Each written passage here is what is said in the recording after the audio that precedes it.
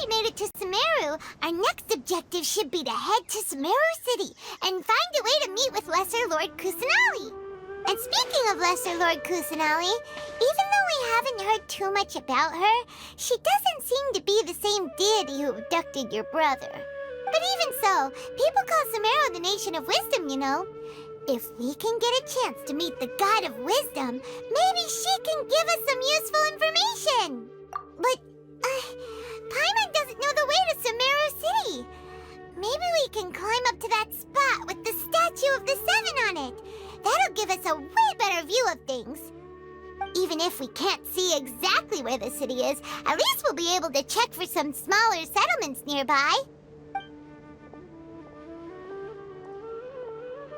Wait a second. Look! There's someone up ahead! Perfect timing! Now we can just ask for directions rather than wander around like lost adventurers. Hey there! We're not from around here and seem to have gotten a little lost. We'd like to ask for some directions. Huh? Did they not hear Paimon? Hey! You over there! Could you give us some directions? Huh?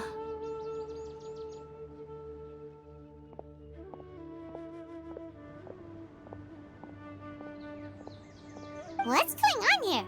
There's no way she could have missed that. Wait! Could she be ignoring us? How dare she?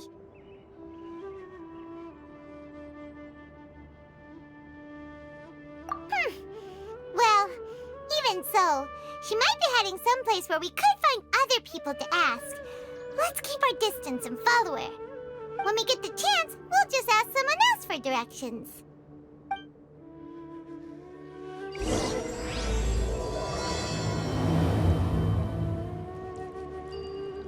Come on, let's follow her. Just keep quiet. Make sure she doesn't notice us.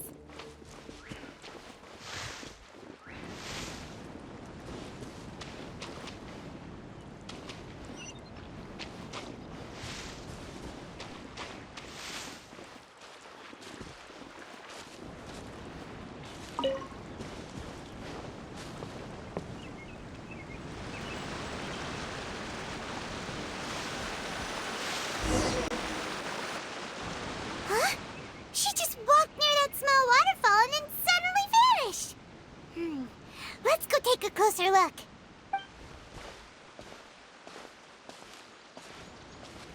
Paimon thought this cave would lead to a village or something, but, it looks like that's not the case. Look, she's sitting over there. Wait, she couldn't possibly be living here, could she? What should we do now? Do we try... It looks like she's meditating or something. If we bother her now, she probably wouldn't let us off very lightly. Oh! What a lovely smell! It's coming from that sensor over there. This is definitely not your typical place to call home, but at least it smells nice. after all. Huh? What's the matter? You don't look too... What? Is the smell making you feel...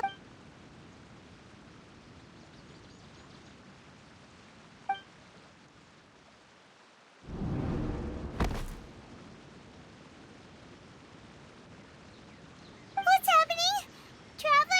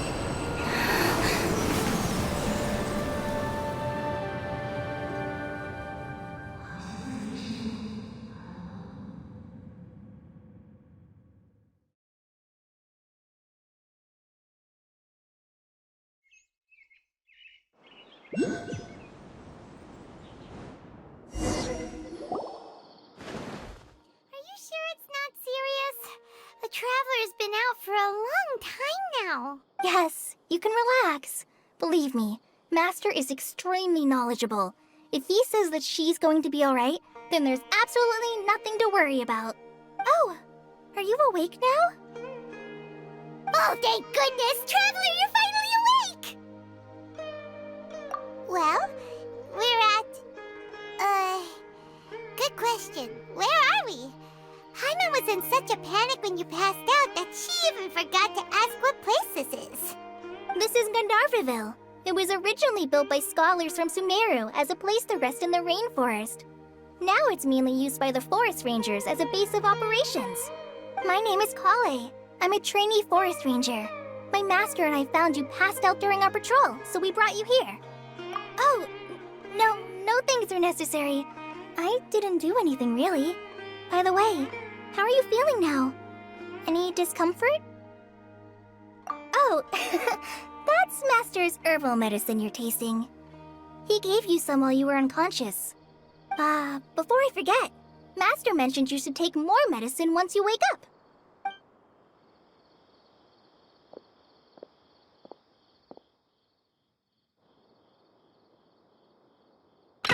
Whoops! Kale, what's the matter? Were you trying to retrieve the medicine? As I've already told you, you must be careful with these. All right, I'll get it for you once I'm finished here. Sorry, Master. Now, the guide to Avidya Forest's edible fungi is clearly posted on our bulletin board.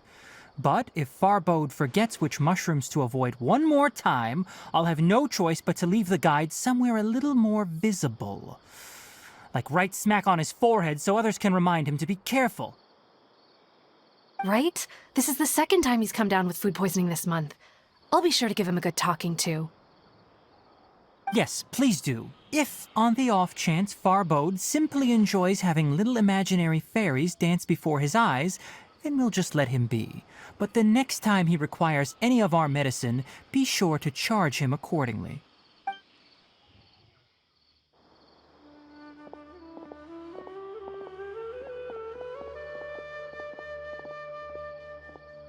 So, how are you doing? Feeling better? Oh, this is my master, Forest Watcher Tainari. He is chief officer over all the rangers here in Gandharvaville. I already informed Paimon about the reason you fell unconscious earlier. But now that you're awake, let me explain it for you as well. It is common practice for Sumeru scholars of certain darshans to dedicate themselves to training and meditation in isolated areas, particularly the nearby forests. While meditating, they use a certain incense known as spirit borneol to help calm their minds as they enter a state of deep rumination. In hopes of asking directions, you two followed a scholar named Hypatia into her cave. The incense you smelled inside was the spirit borneol I just mentioned. That incense typically has no effect on most people, but for a very select few, it can have profound effects on one's cognition, as you experienced firsthand. Does that make sense? Very good. Now, answer me this. Did you feel anything after passing out? Say, any out-of-body experiences? Or did you see anything while unconscious?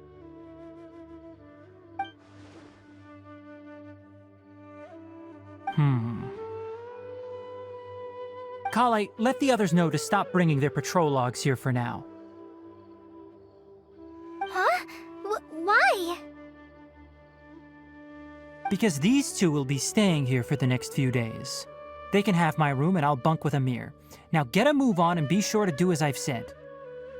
Yes, Master Tainari.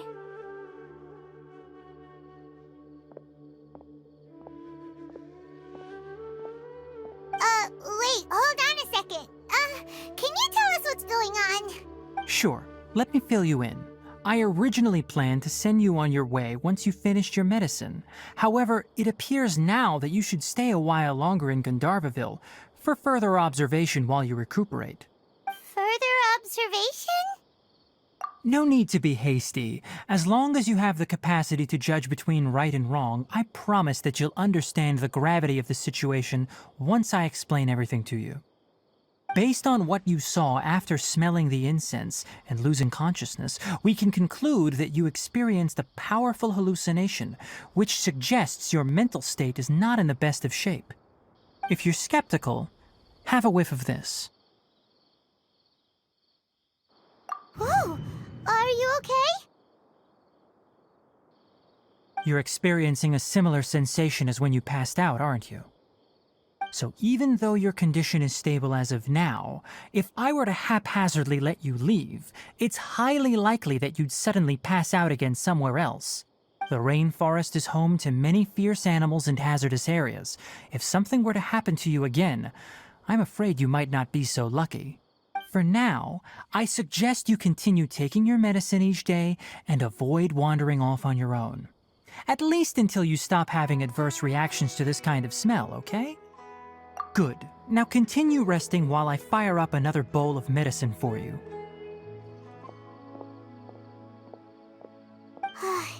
Seriously? We just arrived in Sumeru and we're already having problems left and right. Paimon knows we're set on meeting Lesser Lord Kusanali as soon as possible, but you really don't look too good. It'd probably be best to let you recover first. Hey! Are you even listening to Paimon? Paimon's over here worrying about you, you know. What's weird? You mean how you're feeling now? You mean the vision of tree roots and red skies you saw? But if those weren't hallucinations, what could they be?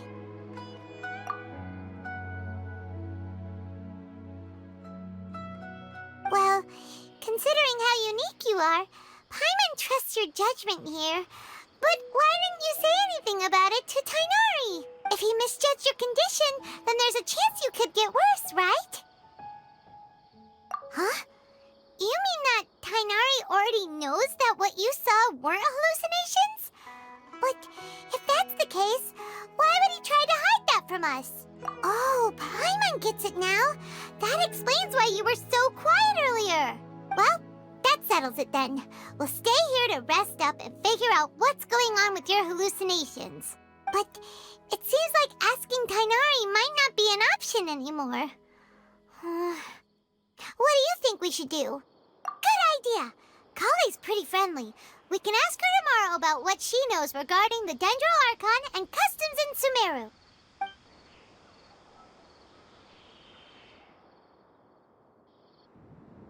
Rise and shine! Come on, it's time to go find Kale!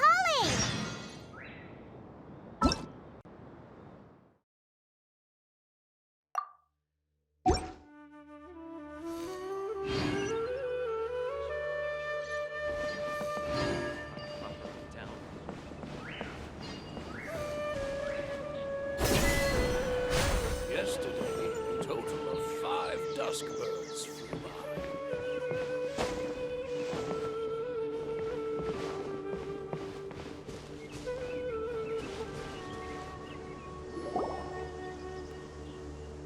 All right, next let's see. Right hand. Yes, not bad. But please remember that you still need to be careful. Understand? Yes, I will. By the way, Master, I still haven't received the patrol route for today. Look, Kale, today's patrol will be a long one, so you won't be coming along this time. Besides, there's a chance we may encounter... well, you understand. But I have a vision too! Am I useless to everyone now?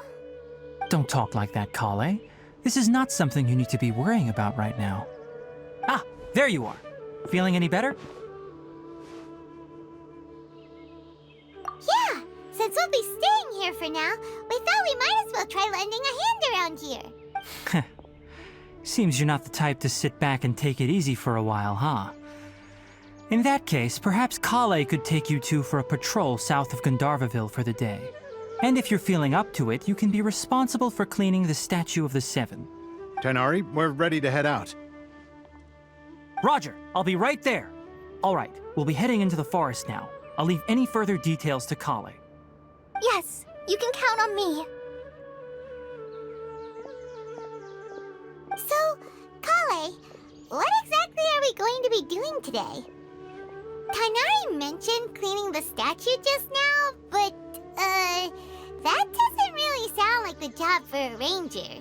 Well, a forest ranger's responsibilities can be pretty diverse. They handle a variety of tasks, like checking the condition of outlying roads, maintaining forest facilities, ensuring fire prevention standards are met, and providing assistance to travelers and locals.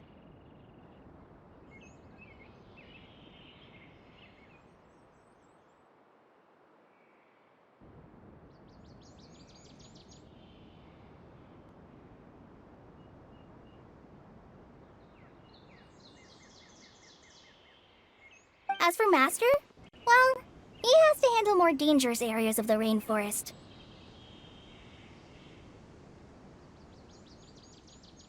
Today we can perform routine checks on the pathway lamps as we make our way to the Statue of the Seven. Paimon, traveler, this way! You can leave the task of checking the lamps to me. In the meantime, you two can keep an eye out for anything unusual.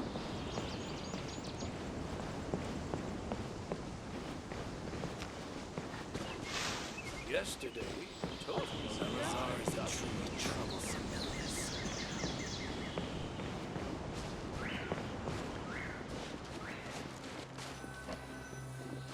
Nothing wrong with these two lamps. Let's move to the next ones.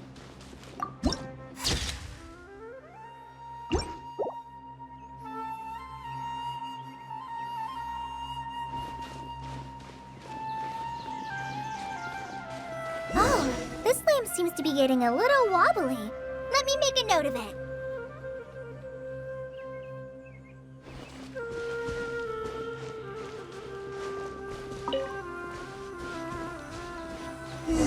No problems with this lamp. Good.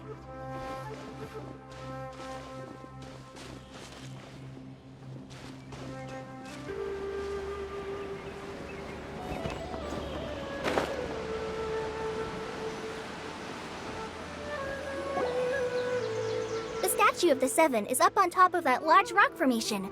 You must have seen it when you came down this road before. It's pretty high up there, isn't it? Don't worry. If you're afraid you can't make it up there, I'm sure Master wouldn't mind if you... Oh? I guess I'll leave it up to you then. There's not much footing once you reach the statue, so be careful up there. Paimon will fly up with you and help you with those hard-to-reach areas. By the way, Kale, do you know anything about the Dendro Archon? You know, what's she like? That depends. Are you referring to Greater Lord Rukkhadevata or Lesser Lord Kusanali? Huh? Greater Lord Rukkhadevata? Oh, is that the name of the former Dendro Archon? Uh-huh. Greater Lord Rukkhadevata was Sumeru's first Dendro Archon. She created the rainforest as well as the wall of Samiel around the desert. Her works provided a means of peaceful living for everyone. To the people of Sumeru, she's not only a symbol of wisdom, but also of power and kindness. Unfortunately, she disappeared in a great calamity that occurred a few hundred years ago. According to what Masters told me, the sages later found the newly born Dendro Archon and whisked her back to Sumeru. To celebrate the reinstatement of their lost deity, the sages dubbed her Lesser Lord Kusanali and let her reside in the sanctuary of Sarastana. Uh-huh. Then what happened? Well, and then... I'm not too sure what happened, to be honest. Huh? You're not too sure? But aren't you from Sumeru? Yeah, I'm from Sumeru. But... Maybe it's difficult to discuss this topic with strangers. If that's the case, then don't worry, we understand. No, it's not that. I'm not trying to hide something from you.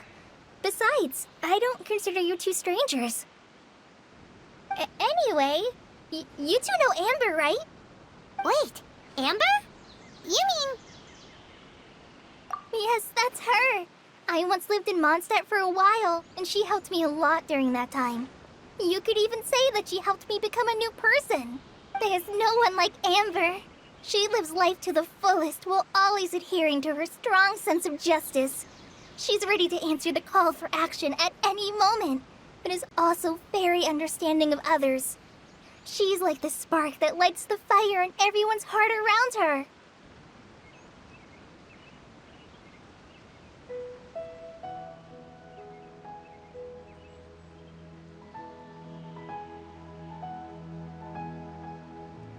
If you ask me, she's a prime example of a true outrider. She's the first person anyone coming to Mondstadt will meet. You can't help but be enthralled by her charm and enthusiasm, causing you to fall in love with the lands of Mondstadt and... sorry. Paimon thought the work of Outriders was a little different from what you just described, but one thing's for sure, you really like Amber. Sorry. I was rambling on just now. It must have sounded kind of weird. It's alright, Kale. Knowing that you're a friend of Amber somehow makes Paimon suddenly feel a lot closer to you. So, how do you know that we've met Amber? Well, after I returned to Sumeru, Amber and I have stayed in touch by writing each other letters. In one letter, she mentioned that Mondstadt was attacked by a fearsome dragon, but the city was saved by a mysterious blonde traveler and their floating companion. I knew you two were the ones she mentioned in the letter the moment I saw you. But, considering everything you've been through that day, I thought it'd be inappropriate to bring it up. Ah, so that's how you knew. Yep, so please know that you two have my complete trust. Really. I wish I could tell you more about the Dendro Archon, but I have been away from Sumeru for some time, and I haven't read any books. Sorry. That's alright. You've already helped us a lot. We had never even heard of Greater Lord Rukkhadevata or the Sanctuary of Sarastana until you mentioned them. Oh, I'm happy that was helpful. There is one thing I want to ask, though. Why do you two want to know about the Dendro Archon?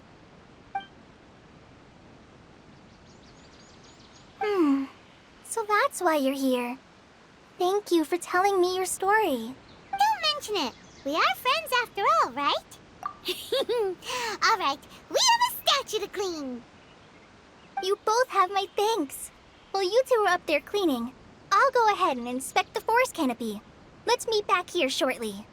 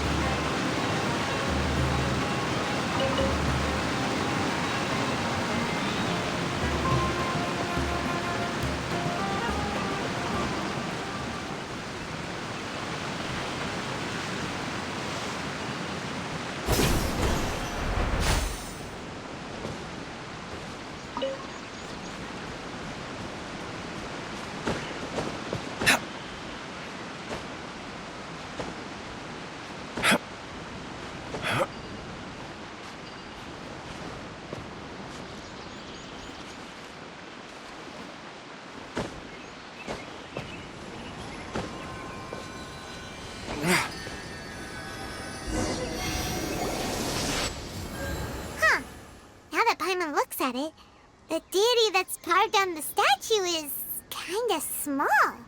Do you think she's supposed to be Greater Lord Rukkhadevata? Or the name does seem to fit the statue somehow. Well, anyway, we'll have to figure that out later. Let's get started on cleaning the statue. Paimon will fly up and take care of the top, and you clean everything below.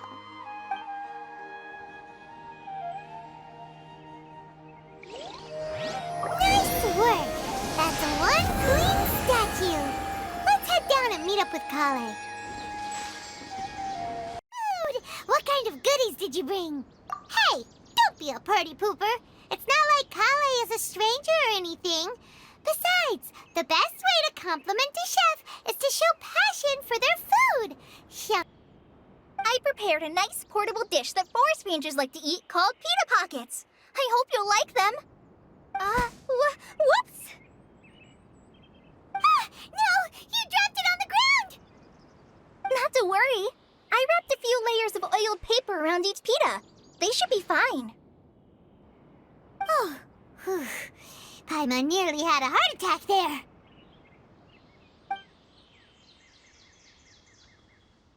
Those pitas are amazing! You're quite the cook, Kale. Thank goodness you wrapped them in paper. Paimon wouldn't have been able to sleep at night knowing something so tasty had been wasted. You really know how to compliment the chef, Paimon.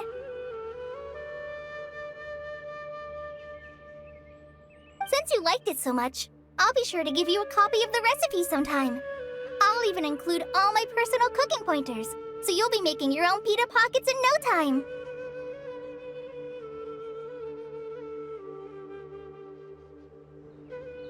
Yay! Thanks, Kale! It's hard to believe someone as diligent as you could have clumsy moments too. Oh, I guess it happens from time to time. So, Kale, don't you think that Tainari's a little too strict with you? He won't let you touch anything without his permission. Paimon knocks stuff over all the time flying around the Traveler, but she's never said anything. Everyone has their clumsy moments.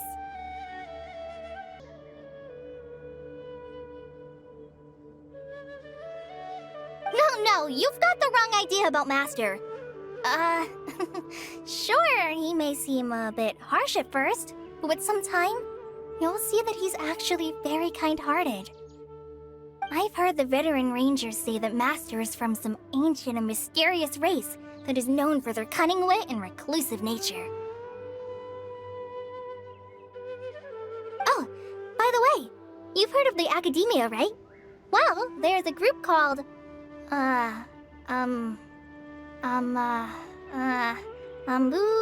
something? Well, anyway, because Master does a lot of research on plants, sages from the Academia have written him many times, inviting him to take up an official position there.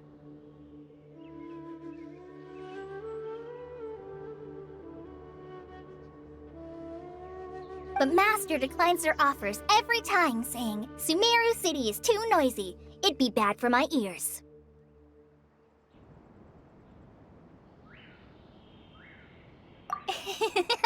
I know, right? I've always wanted to pet them too. Anyway, Master could have easily left the rainforest to take up a position at the Academia, but he chose to stay here instead as a forest watcher, helping the locals every day and passing on his knowledge to trainees. In fact, Master's the one who taught me how to make pita pockets.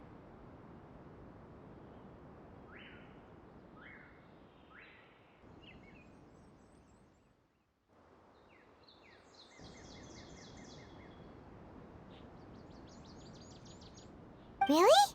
Paimon would have never guessed that. Oh, speaking of Tainari, he was the one who took care of you after finding you passed out yesterday. He even carried you all the way here. Paimon's still kinda upset, though. He kept scolding Paimon the entire way here. Oh no, I'm sorry. Master might have been overreacting a little. But it's mostly because Paimon wouldn't stop yelling, "Why, oh why? Is she going to die?" It probably started to get under Master's skin after a while. Hey! Don't laugh! Paimon was genuinely concerned about you. Hey! Now even Kale's starting to laugh. Ugh, that's it! Paimon won't forget this! It's time for some Paimonial wrath! No! Don't touch me!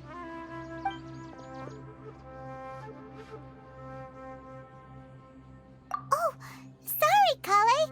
Paimon didn't mean to scare you. No, I just... I didn't mean that. Kale, are you okay? What's the matter? No, I'm... I'm fine. I'm sorry. I must have startled you both reacting like that. Oh, well, it's getting late now. Let's hurry back to Gandharville. I think Master and the others should be back by now, too. Huh? What was up with Kale just now? And why is she in such a hurry all of a sudden? Look, she's practically running back. Paimon can't even see her now.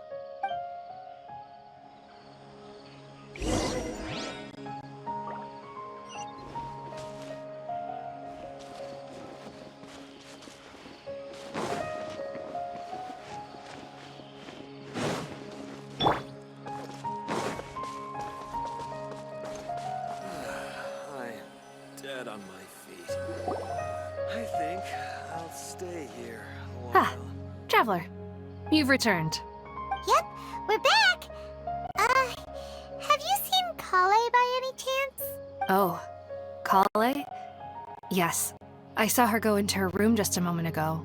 Oh, okay. Guess we'll just have to wait and talk to her tomorrow then.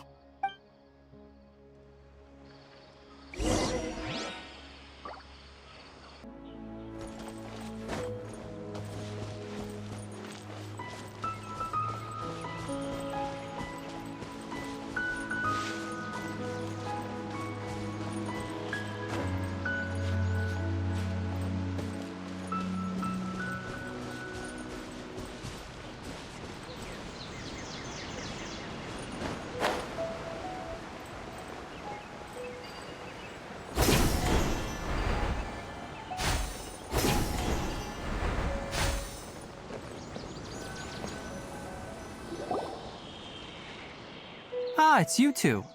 I was just about to go look for you. Huh? Tainari? What are you doing here? Where's Kale? I came to check on Kale's condition. To put it simply, she's not well.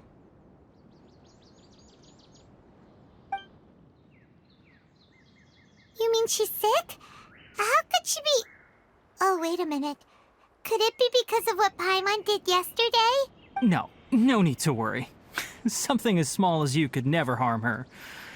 This sickness is something that Kale has been dealing with for some time. Kale has been more excited than usual since you two arrived. A little too much so, to be honest. She hasn't remembered to take care of herself. I suppose it's understandable, though. She hasn't been around anyone she considered a friend for some time now. It must have been refreshing for her to have you two here. So, Tainari, what's really wrong with Kale? Let's take this conversation elsewhere. Kale just fell asleep after taking her medicine. She needs some peace and quiet.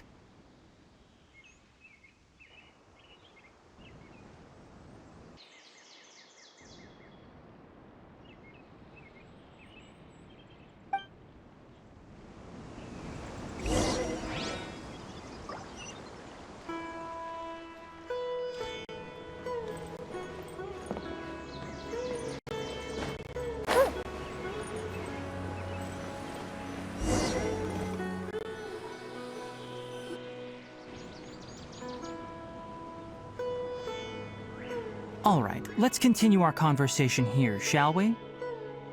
To be honest, I hadn't realized that you're that honorary knight from Mondstadt until Kale told me just now. I've also heard all about your deeds in Liyue and Inazuma. So, just to clarify, what I'm about to tell you about Kale is not because of who you are or your past feats. Instead, I am going to tell you because, well, because Kale asked me to. And honestly speaking, I was against Kale revealing her past to you. But she insisted, saying you two treated her with sincerity and as a friend. So now she wishes to reciprocate the gesture. So, Tainari, what exactly is wrong with Kale? You said this is something she's been dealing with for some time. Just how serious is it? Right. Ever since she was a child, she's been afflicted with a disease called Elazar. Elazar?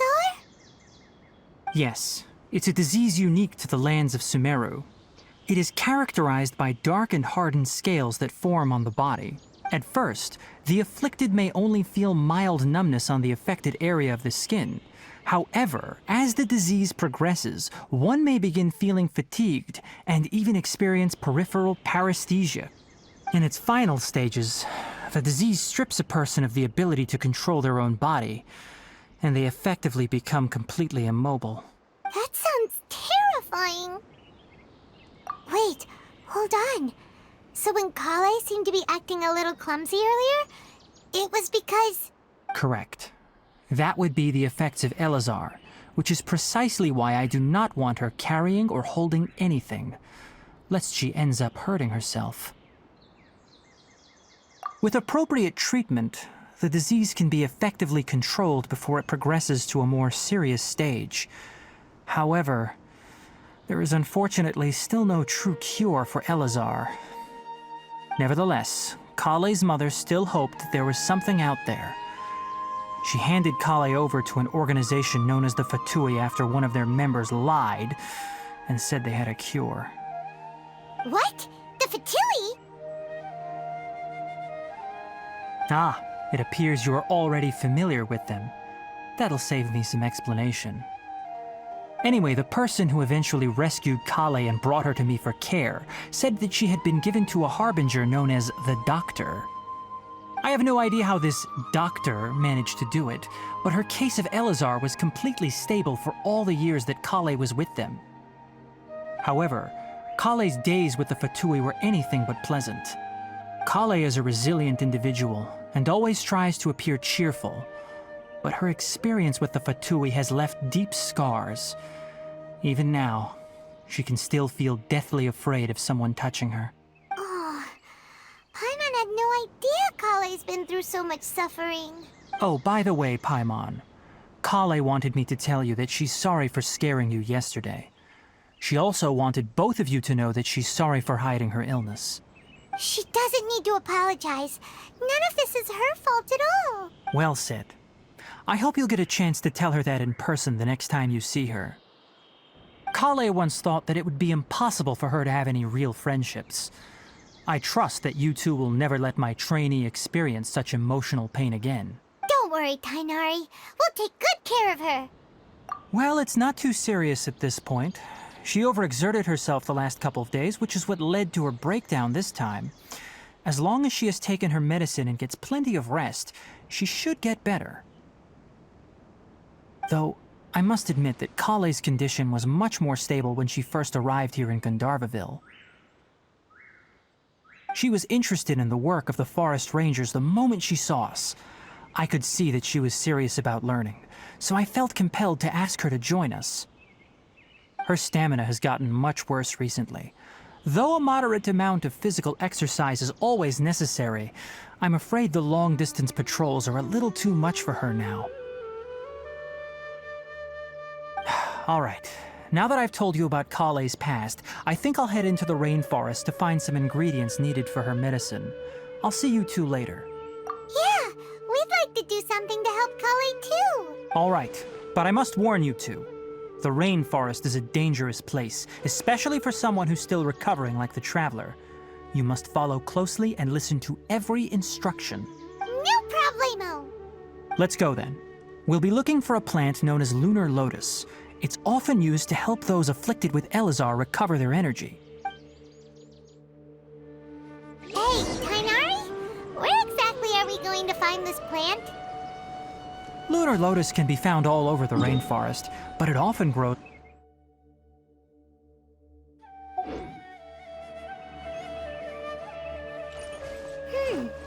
Given the name, it sounds like we should be looking for it in the water. You are correct. Lunar lotus grows in the water. When fully matured, they look like giant blue flowers floating on the water's surface. Quite an attractive species, if you ask me. The large petals are actually the plant's leaves and sepals, which surround a very small flower. You should note that many of the plants found in Sumeru have names that are contrary to their species. Take the Kalpalata, for example. The plant is not a lotus at all, but rather a vine. And then there's the Sumeru rose, which is not a rose, completely contrary to its name. Oh, huh. Okay then. Note to Paimon. Never bring up the topic of flowers with Tainari.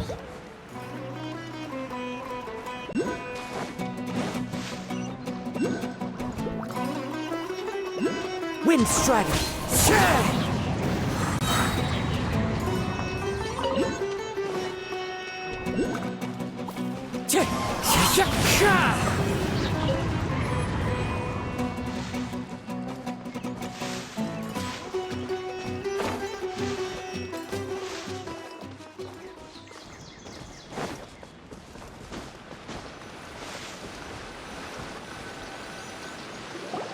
There should be lunar lotuses growing somewhere in this area. Let's split up and begin searching. If you could manage to gather 4 of them, that would be sufficient. We'll rendezvous here once you've gathered the needed amount.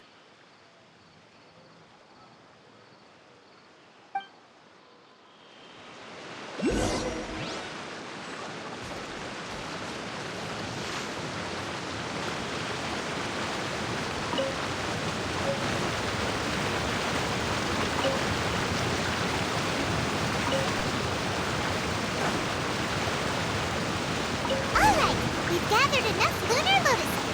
Let's head back to meet Tainari.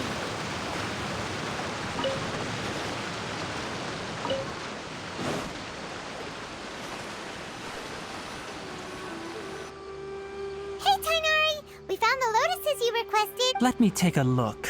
I'm quite glad you two came along. Your exploration experience helped save me a lot of time here. It seems we even have enough time to stock up on some other things I need. Hey, Tainari! Oh, Tainari, someone's calling your name. They're dressed like a forest ranger.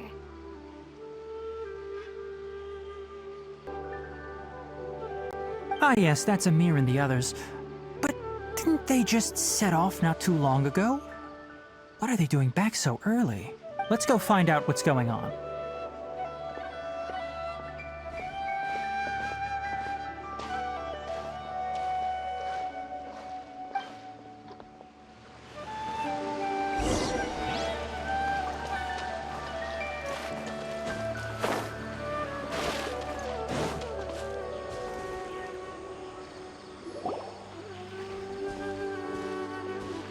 Tainari, thank goodness we found you here. We were just about to head back and find you at Gandharvaville. What's going on?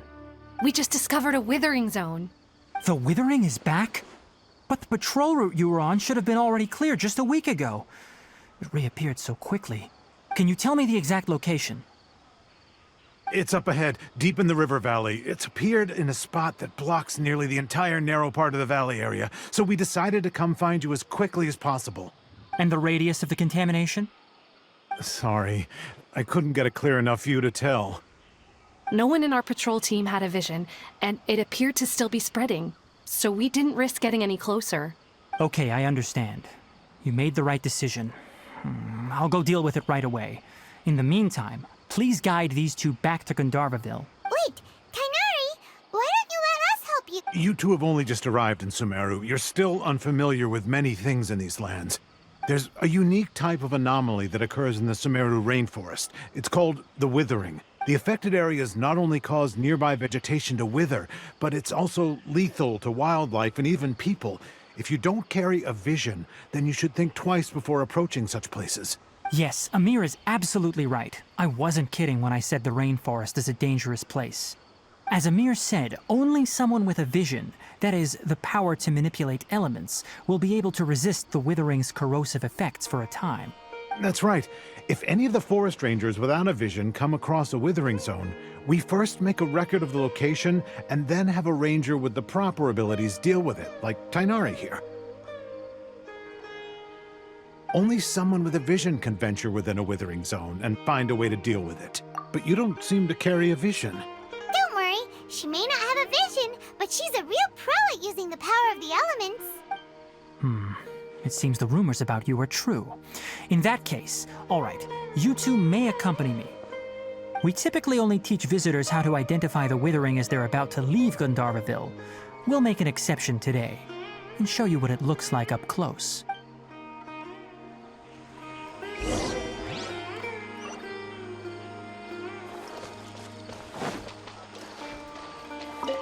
Time to go.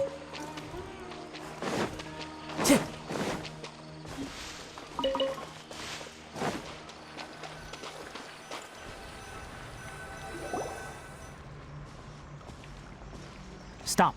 Don't move any further. Look there in the distance. Huh? Where? Oh, look! Those plants. Oh, Paimon doesn't like the look of this. That is the withering. All right, traveler. We're going to have to enter that withering zone. Once inside, we'll need to look for what we call tumors of the withering. If we eliminate those, then the area will be saved. Thank you, but I must warn you. Don't push yourself. This is your first time handling this sort of thing, after all. Even with elemental powers, once you step inside the withering zone, you may experience extreme discomfort. If at any point it becomes too much, return outside the zone and take a breather. It could become a matter of life and death. You ready then? Let's go.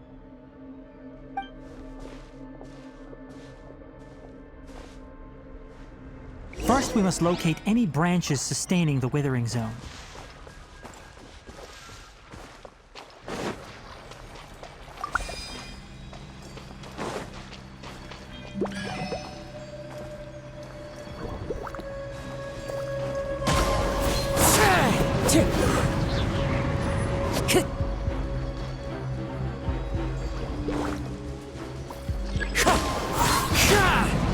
Clouds high, the birds call.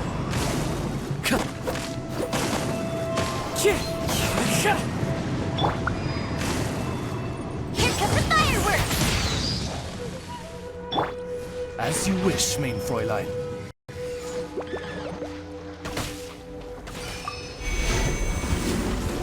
I summon thee!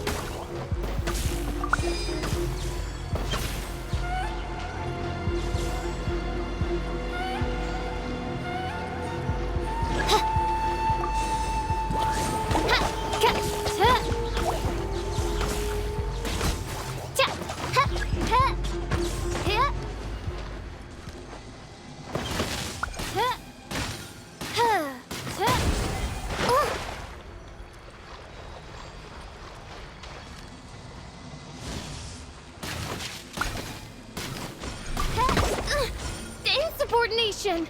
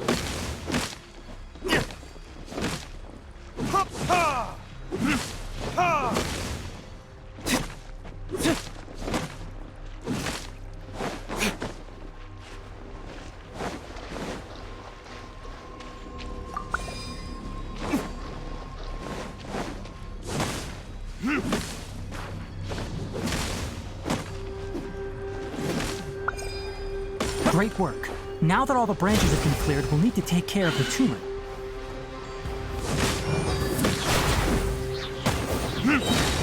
Burn! Now, destroy the tumors of the withering.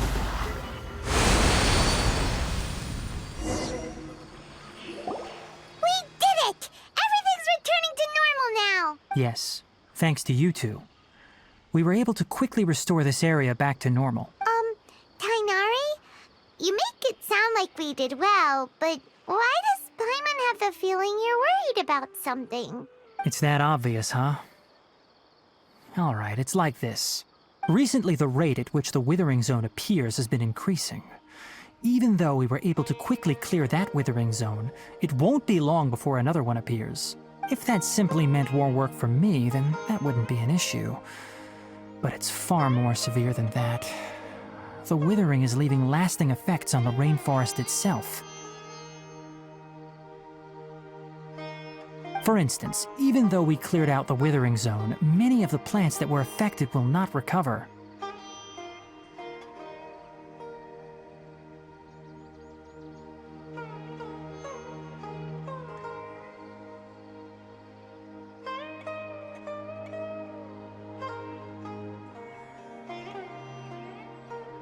This presents a crisis for the ecosystem itself. Many plants in the rainforest are already in decline, directly impacting the wildlife that depends on those plants.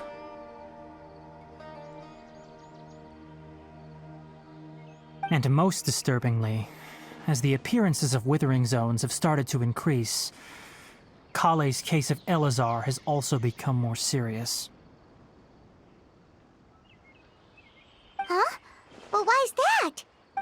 I'm still not sure of the exact reason. However, I've received word from acquaintances at the academia that similar cases are being reported for patients with other conditions.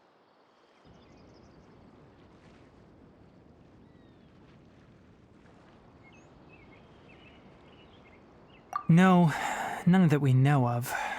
The Withering has been recorded in Sumeru for millennia. It's said that it originates from the depths of the world.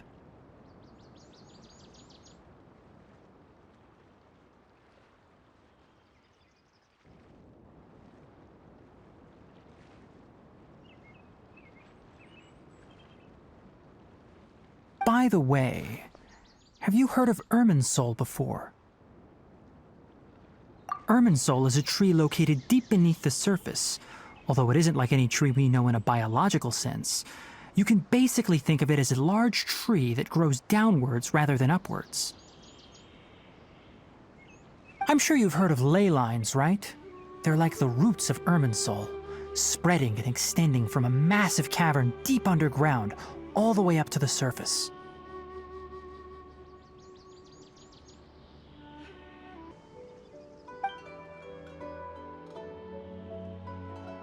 Ley lines continually absorb the memories of this world, which are then funneled into Irminsul, allowing it to collect knowledge and wisdom from ancient times to present day. The Sumeru Archon is known as the God of Wisdom because her consciousness is directly connected to it.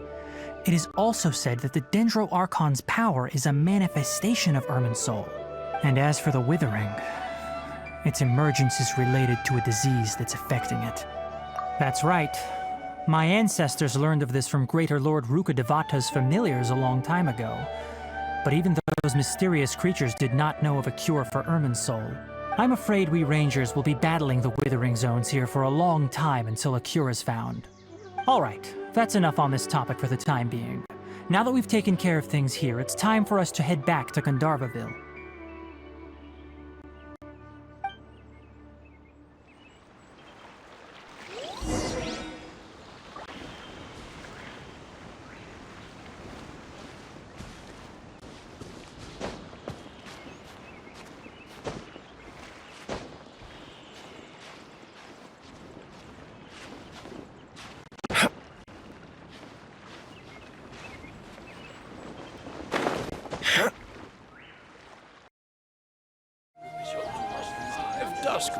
Oh, Tainari, you all made it back. How did it go? The Withering Zone you reported has been taken care of. No need to worry. Huh. Wait, is that? Oh no, Hypatia!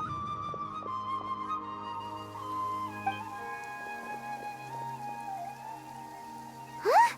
What's wrong, Tainari?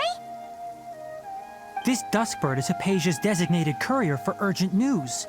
You do remember her, don't you? She's the scholar you and Paimon were following when you first arrived in Sumeru. forget. So did something happen? Let me see what's written in the letter first. So what's it say? And what's with that weird expression on your face? Just let Paimon read it. Huh? All Paimon sees are 3 squiggly lines. Yes, allow me to explain. After we brought you from Hypatia's cave to Gandharvaville, Hypatia resumed her meditation. She must have just finished. It's been nearly 3 days since she's had anything to eat, and it appears she's forgotten to prepare some rations. This letter is her asking us for help. We need to go. What? You mean she's been sitting there for 3 days? Hey, wait, how did you know all that from just a few lines on the paper? Well, obviously because this has happened before. Last time she drew 5 lines, and by the time we found her... Well, I'd prefer not to remember that. Needless to say, Hypatia's been through worse, but we should still get to her as quickly as possible. I've got some emergency rations set aside for times like these. Paimon, Traveler, could you two bring these to her? Wait, you want us to bring her the rations? Let's find out. Here, Traveler, take a smell and see. So, how do you feel? Huh? Really? You're not feeling even a little drowsy? But wait, how'd you know that she'd be okay this time, Tainari?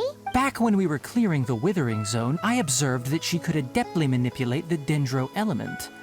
I knew then that she would be fine. And if I may ask, when I was telling you two about Irminsol's ley lines, was what I described similar at all to what you saw while you were unconscious? That's correct.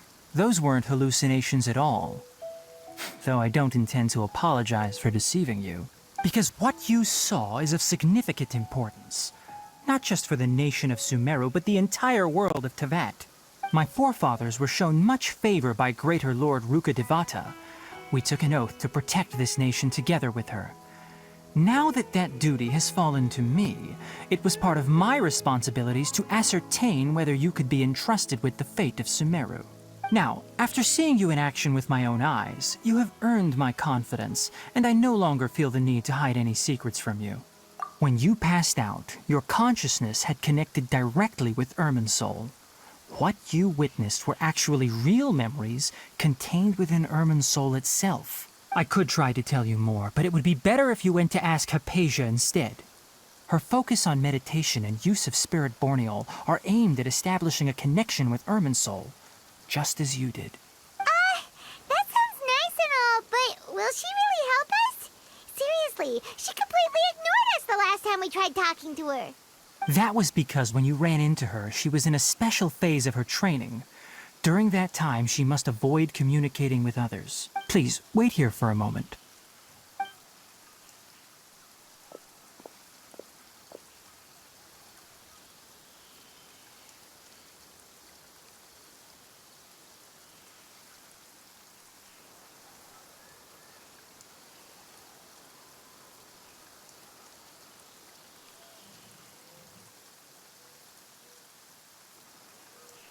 Here, take these. It's a meal I packed for Hypatia, as well as some other ingredients. I'm sure it'll come in handy. Also, here's a letter that I would like you to give to her. No, I should be the one thanking you. You've both been a great help these last few days. Hypatia should still be in the cave. Let's go inside and see how she's doing.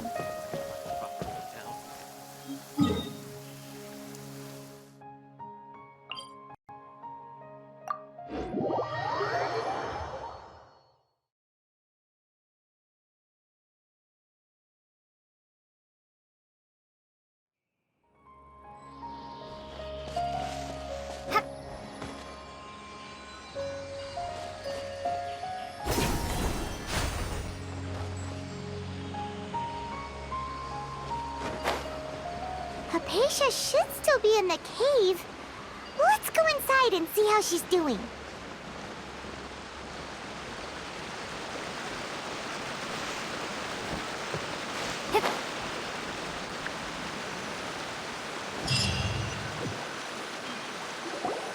Hello? Hypatia? Hey, there's nobody here. Maybe she went out to look for some food. Let's try looking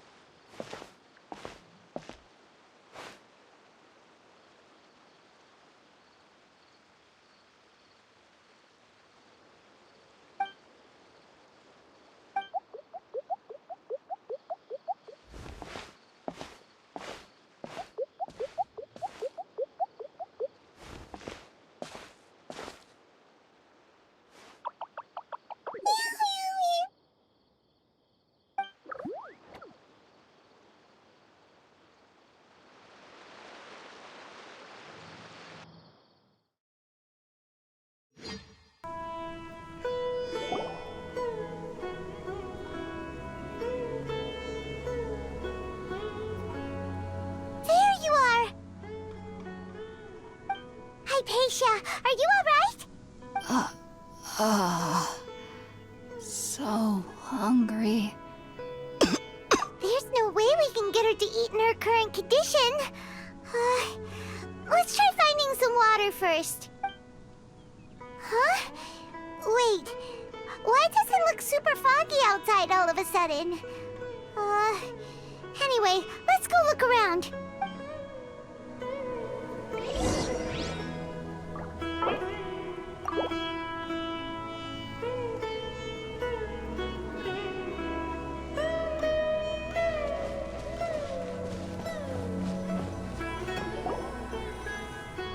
Huh?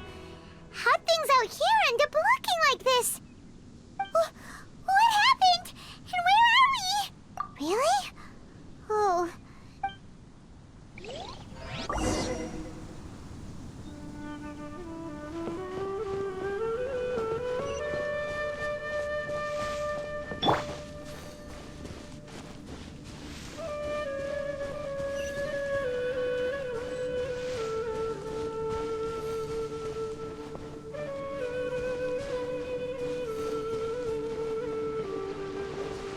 Wow, this place is huge! Paimon knew there's something off about that cave. Let's think of a way to get over there and have a closer look. Who knows? Maybe we'll find a lead of some kind.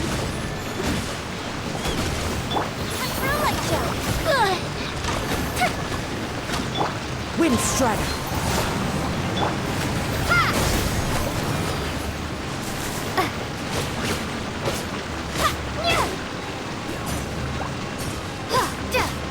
Propagate!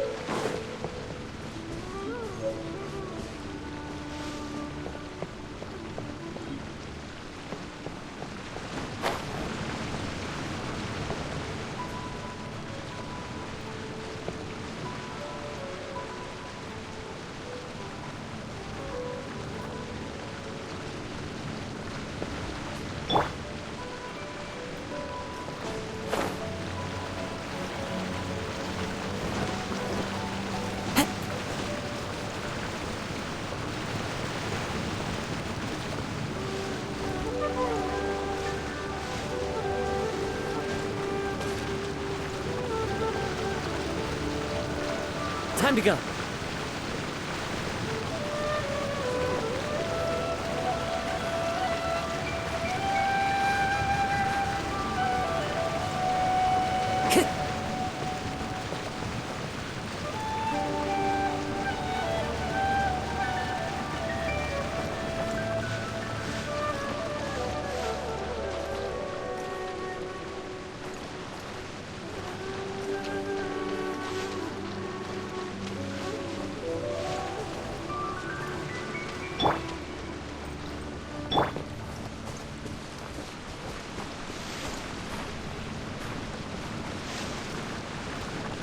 The wind knows me.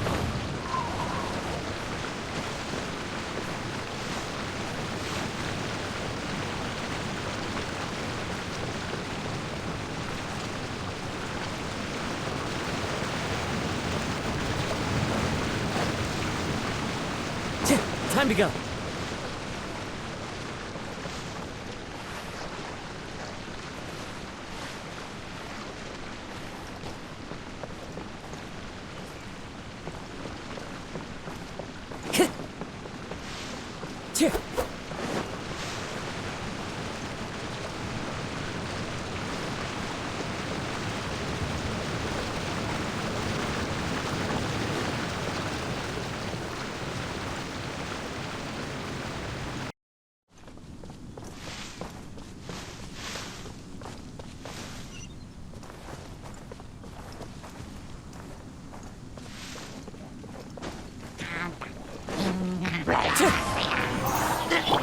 Fuse is lit!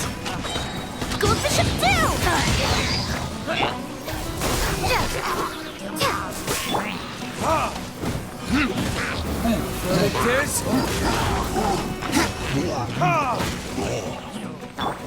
Scatter!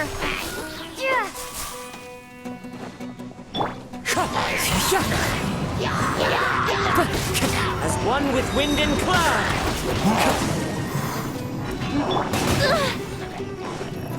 Fire hazard! Terminate! Propagate!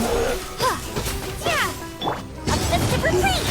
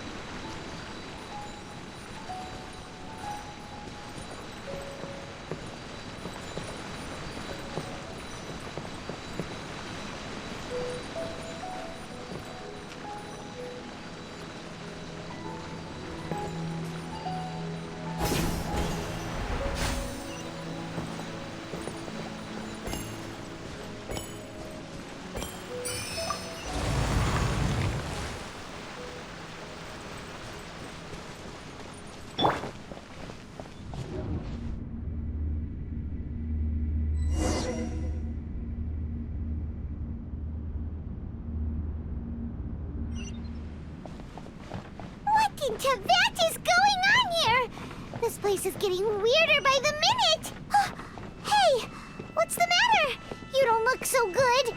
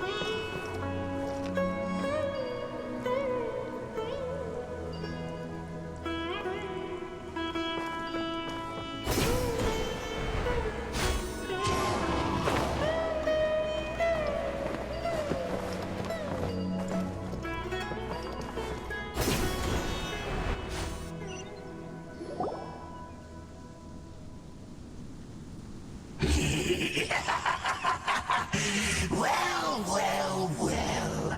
Looks like we meet again, traveler. The Abyss Herald! What are you planning to do in this strange place? Strange place. Plotting. You needn't worry about such things. They don't concern you.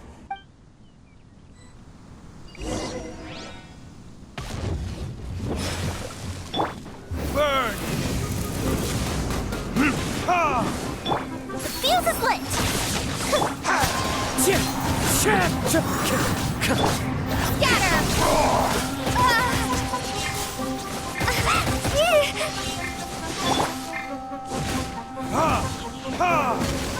Wind strike. Fallen leaves, adorn my night. Fire hazard! You die and we'll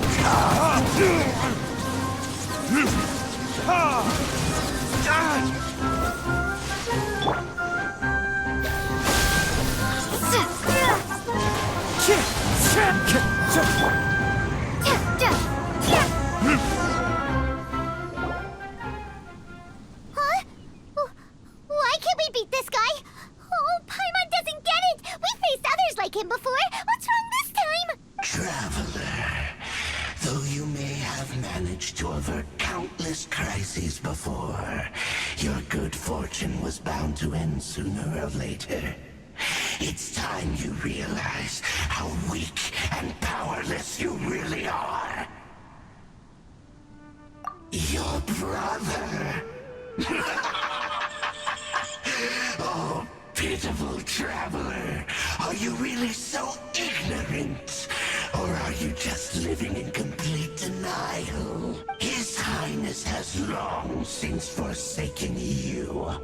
Your meager existence in his eyes is that of an annoying bug, only to be stepped upon. The bonds of love and family which drive you to find your sibling are utterly gone. Your journey is meaningless. But don't you fret now. Today will be your last. Now die!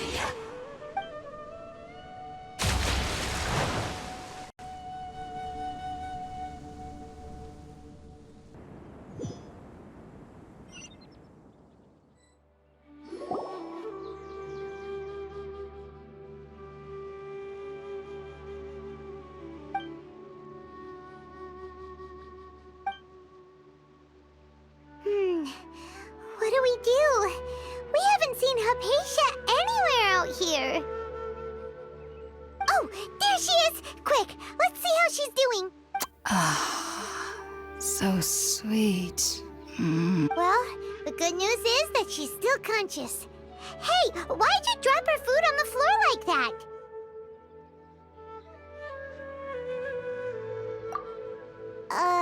Are you okay? That's really not like you. Anyways, we can talk about this later. We better make sure she's all right first.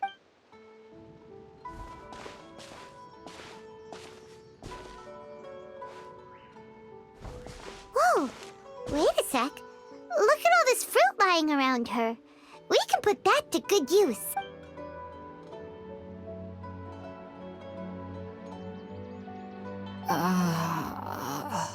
Who is there? Tainari, is that you?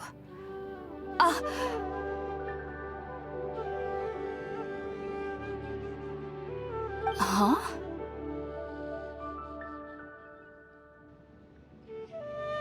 It's okay. You can relax, Hypatia. Tainari sent us here to bring you some food and water. Here, we have a letter that he asked us to give you.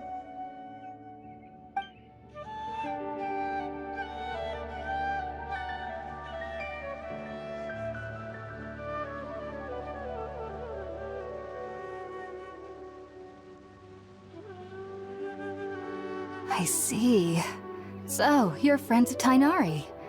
I apologize for all the trouble I've caused you. I'm grateful that you came so quickly to save me. You even brought all this fruit.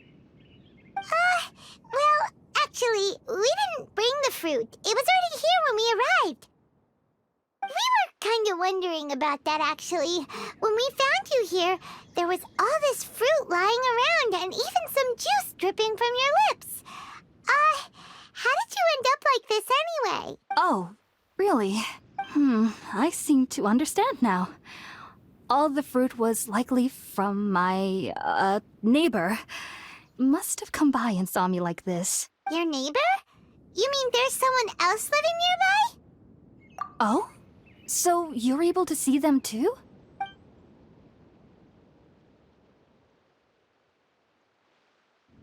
Wait, hold on a second, Traveler.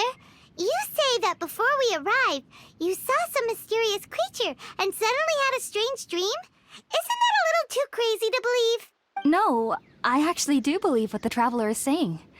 I myself had a similar experience once before and ended up scaring my timid little neighbor here. You needn't worry. They mean you no harm. They only dragged you into the dream because they hoped to buy themselves a little time in order to scurry away. So, Hypatia, just what kind of creature is your neighbor exactly? I'm not sure what it's called, to be honest. But I do know that they have some sort of deeper connection with the Sumeru Archon. I know this because the first time I saw them was also the exact day my consciousness was able to form a connection with Irminsul. Even after I opened my eyes and stopped meditating, my heart was still pounding, and my mind was racing with all the knowledge that I had touched. And at that very moment, I suddenly noticed a small figure at the opening of the cave. In my curiosity, I began to walk over to the creature. They must have already been used to me living in the cave, because they didn't seem to mind me approaching them. They just kept doing whatever they were up to. It wasn't until I crouched down next to them that they suddenly realized that I could see them. Oh, and then? And then I had a dream. By the time I came to, they were nowhere to be seen. I was convinced they'd never show up again. But sure enough, I saw them nearby a few days later. And they weren't alone. I feel like they aren't as afraid of me as the first time I approached them. But I never would have expected them to save me. Yes, no doubt about that. By the way, Tighnari mentioned in his letter that you had questions for me regarding Irminsul.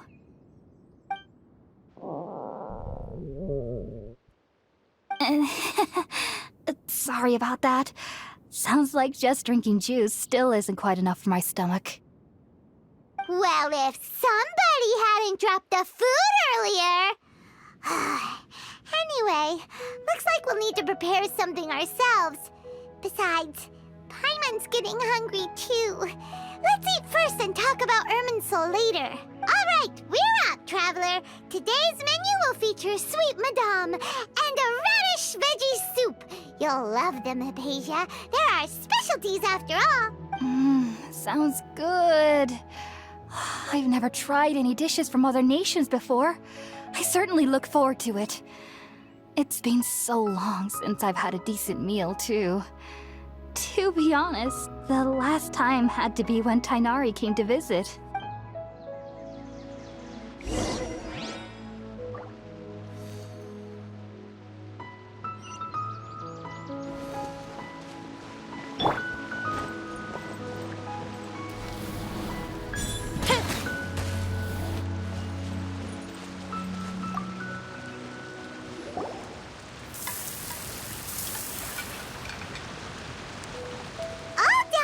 Let's use the empty box that Tighnari gave us since we already watched it. Oh, it smells amazing.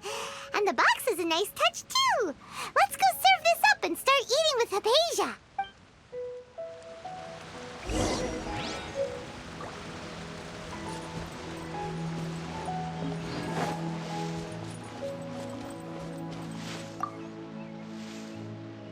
Are you already finished cooking? Smells delectable. I'm truly thankful whenever I can enjoy a proper meal like this. Cooking really isn't my forte.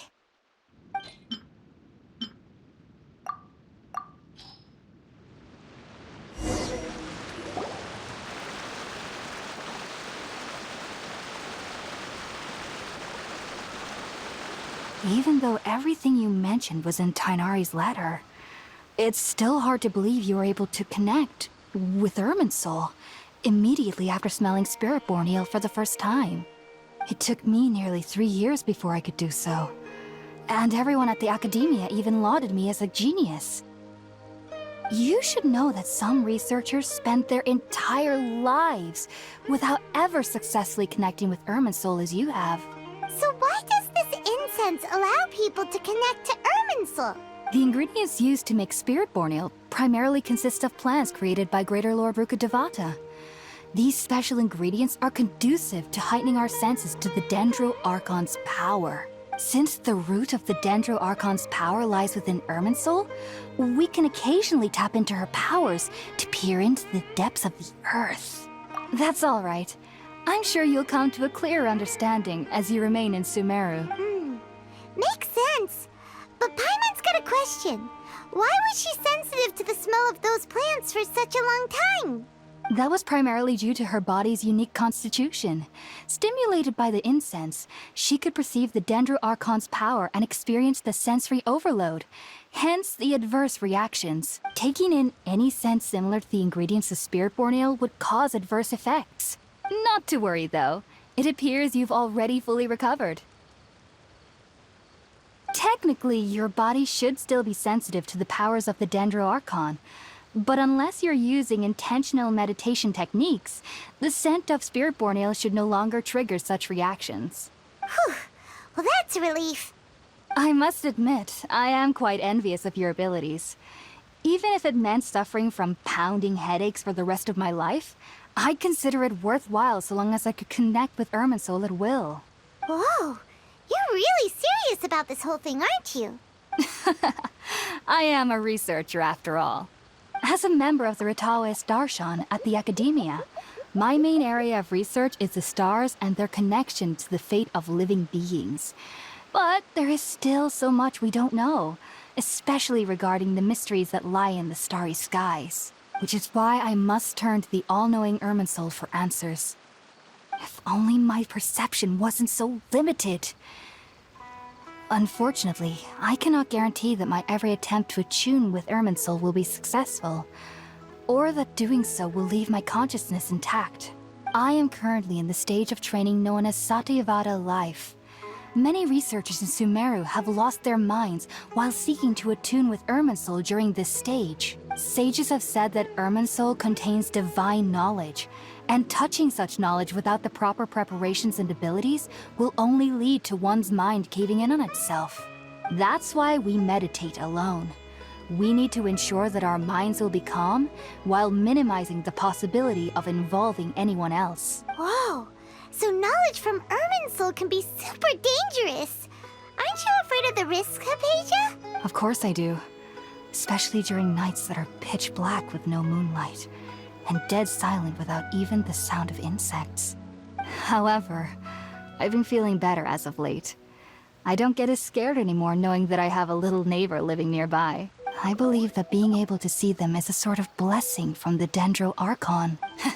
But what's strangest of all is that they're clearly an envoy of the God of Wisdom herself. And they have the curious power to make people dream. What's so strange about that? It doesn't sound so out of place for a divine being, does it? Well, it's strange because nearly nobody in Sumeru can ever dream. Huh. Is that true? Yes, well, to an extent. Only children can dream in Sumeru. Adults, however, never do. The sages say that wisdom implies rationality, but that which occurs in dreams is often neither rational nor logical. Yes, if one struggles with anxieties, those emotions could influence their dreams. The fact that the people of Sumeru do not have dreams is seen as a blessing by the sages. They believe that Greater Lord Rukkhadevata, the God of Wisdom, is keeping us away from the foolish delusions you encounter in your sleep. I was born into a family of scholars in Sumeru City. Ever since I was a child, my parents would always tell me that I'll know I've grown up once I stop dreaming. I studied hard, enrolled as a student in the Academia, and went on to become a researcher. Sure enough, I never dreamed again. But then, on the day I scared the little Aranara, I suddenly saw a dream again. It was incredible. Though I don't exactly remember what I saw, I clearly recall the feeling. I suddenly felt like I was a child again.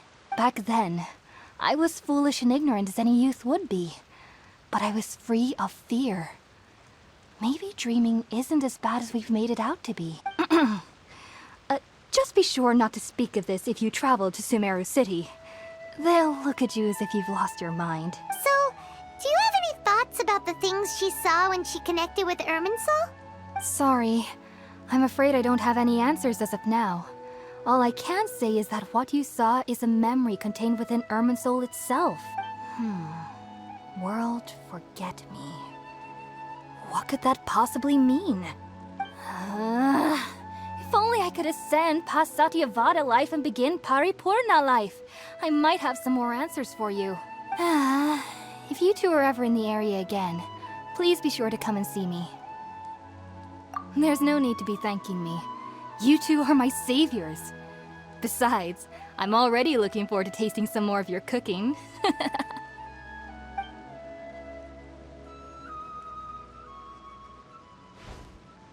Now that we know Hypatia is alright and had the chance to ask her some questions, Paimon thinks it's about time to head back to Gandharvaville.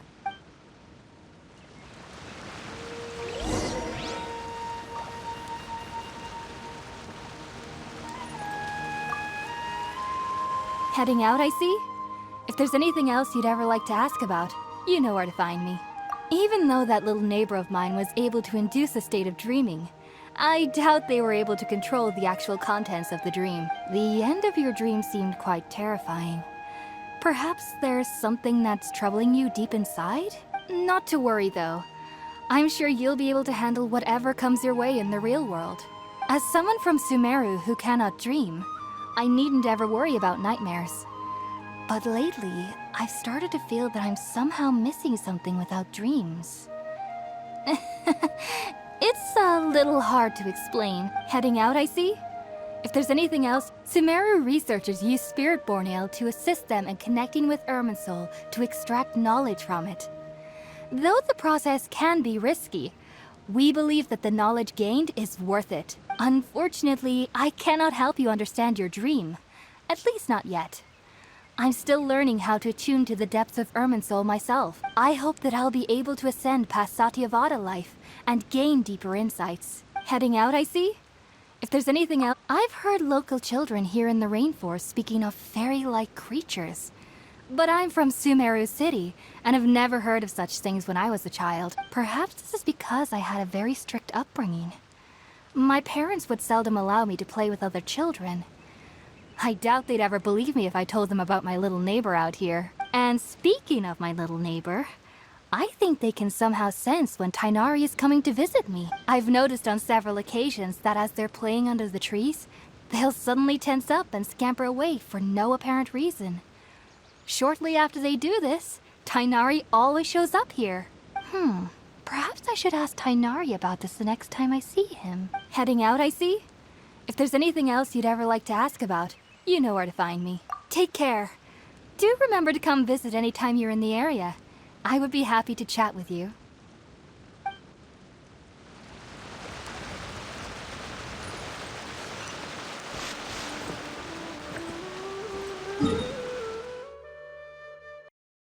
But all that can wait. How did things go with Hypatia? It was quite the eventful trip, but the main thing is that she's safe and sound. She answered a bunch of questions for us, too. Very good.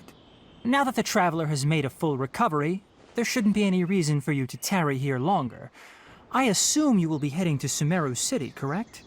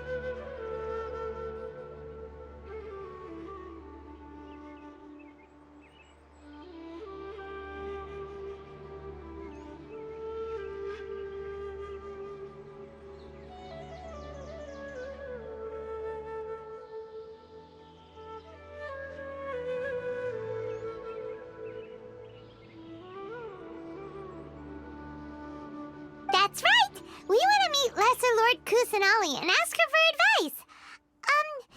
Do you have any idea on how we can find her?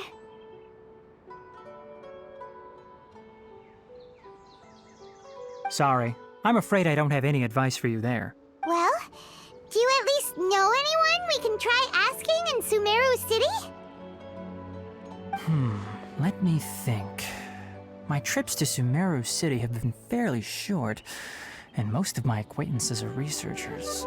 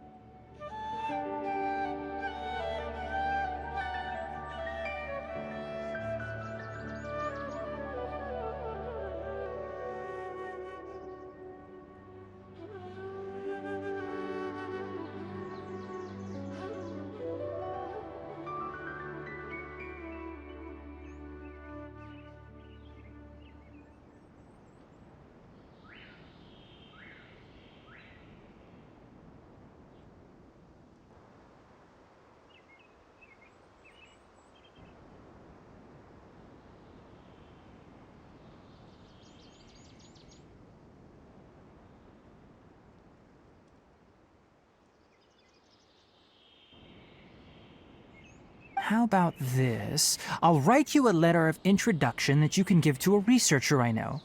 He's from the Amurta Darshan and is adept at gathering information. Asking him might prove worthwhile. Also, when you enter Sumeru City, you'll probably end up receiving something like this item here. I'm not sure if it will ever come in handy for you, but maybe you can give it a try.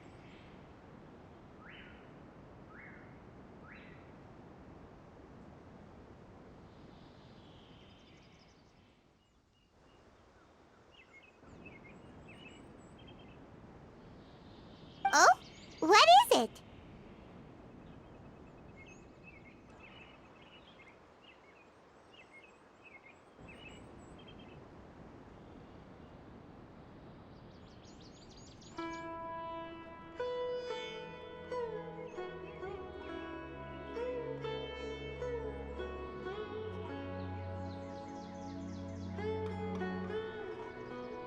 It's called an Akasha Terminal. It's a tool produced by the academia that utilizes... Needless to say, this device and its usage fall under the academia's expertise, so I'll leave it to them to show you how to use it.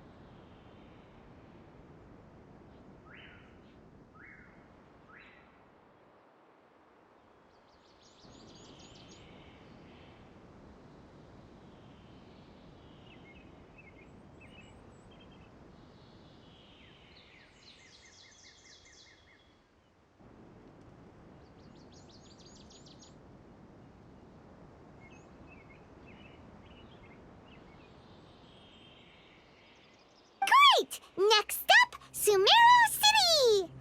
Oh, but wait, before that...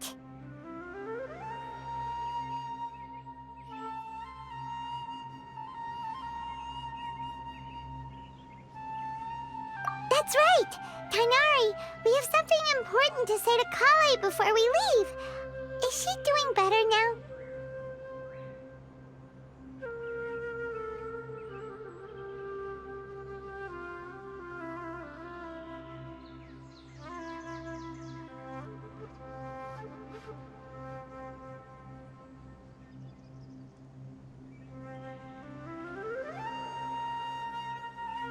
Yes, she's doing much better. After being confined to her bed all this time, I thought a little walk would do her some good. Last I saw her, she was taking the path towards the North Crossing.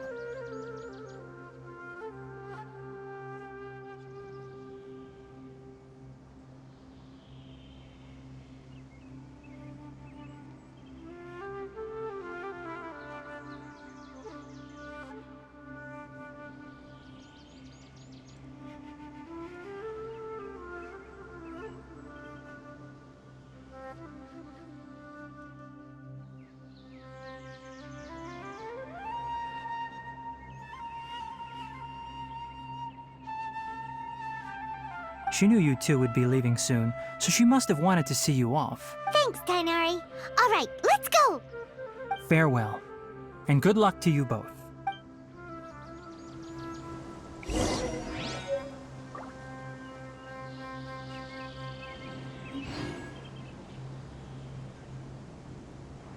The rainforest is the best place to live.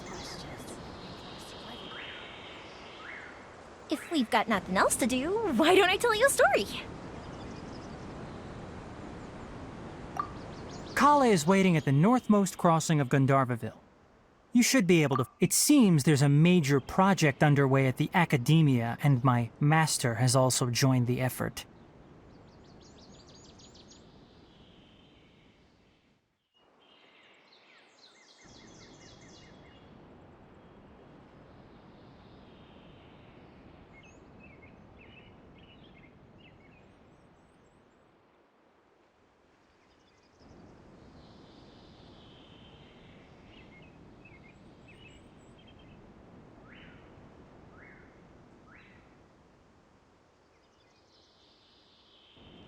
But I can't afford to leave Gandharvaville now.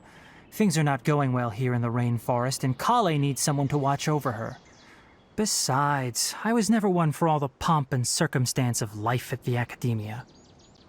Given that my master hasn't come to give me an earful personally, tells me that my presence is not as sorely needed as they... Kale is waiting at the northmost crossing of Gandharvaville. You should be able to find her there.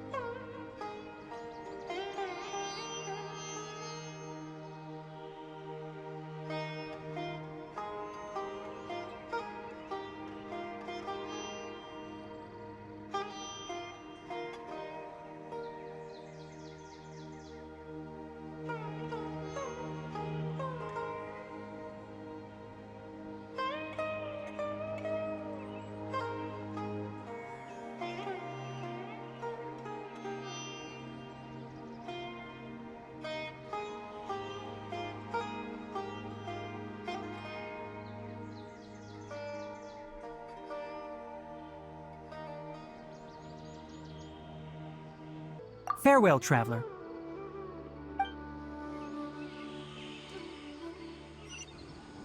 The rainforest is the best place to live. I'll have to grab a drink with Flame May when I'm back in the city.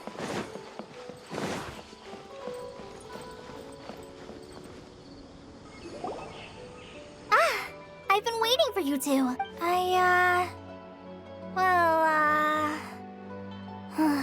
Never mind.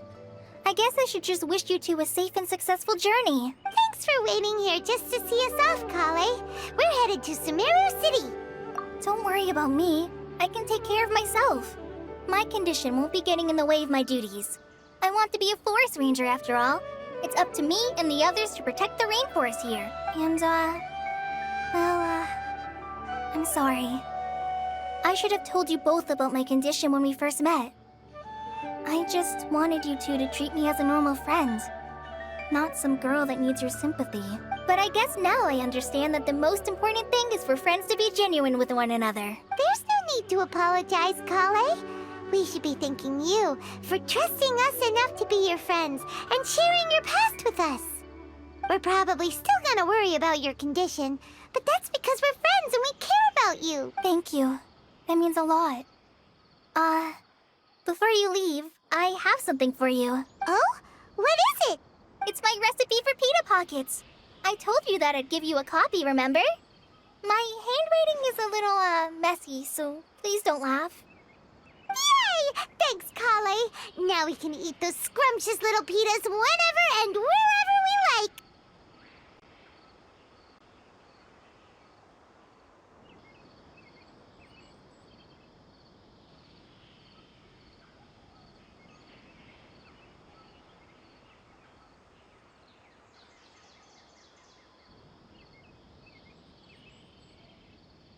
I hope that whenever you eat them, you'll both remember your time here in Gandharvaville. Well then, I, trainee Forest Ranger Kale, bid you both farewell. Please visit Gandharvaville again. The Rangers will always be ready to assist you here.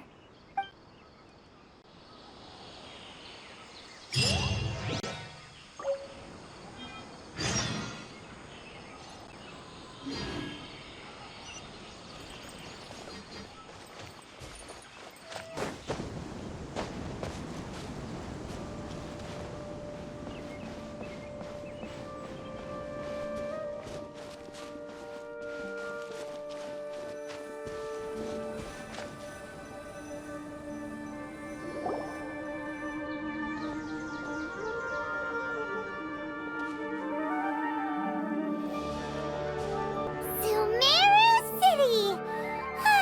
We finally made it! Oh, did you see that? When those people entered the city, something on their heads lit up. One moment, please, you two. It appears this is your first time visiting Sumeru City. Oh, yeah, that's right. But how did you know that? Because there's currently no information on either of you in the Akasha. But no need to worry, that won't prevent you from entering the city. In fact, the Academia conveniently provides each traveler to Sumeru City with a device. Perhaps you two have heard of the Akasha before. It's our beloved Greater Lord Rukkhadevata's lasting legacy, a treasure trove of collected knowledge. After centuries of tireless research on the Akasha, the Academia created one of its most ingenious inventions, the Akasha Terminal. As long as you are within Sumeru's borders, you may use an Akasha terminal to connect directly to the Akasha and access any knowledge you need. I should mention that due to technical limitations, the operation of Akasha terminals will be much smoother and more effective in large cities such as Sumeru City and Port Ormos. Oh, so this is the thing that Tainari was telling us about. It sounds pretty amazing. You two are quite fortunate. Until recently, it was standard practice to only issue Akasha terminals to outlanders who spent an extended amount of time in Sumeru. However, this policy was recently changed, and now all travelers are issued one upon arrival.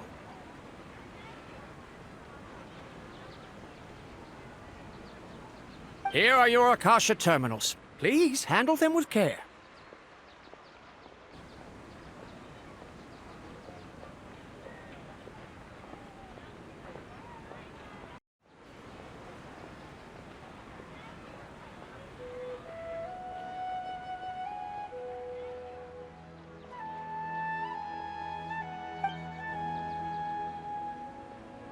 It kind of looks like a leaf.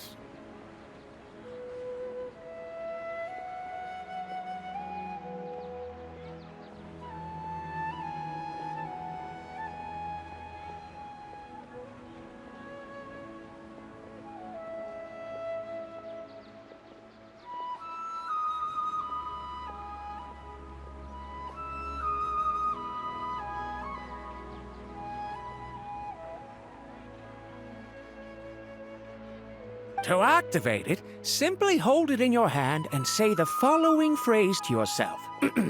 May the mighty God bless us with their voice of wisdom. Oh, Since this little doodad lets you access knowledge, maybe we can use it to find a way to meet Lesser Lord Kusanali. Let's give it a try. Ahem. May the mighty god bless us with their voice of wisdom.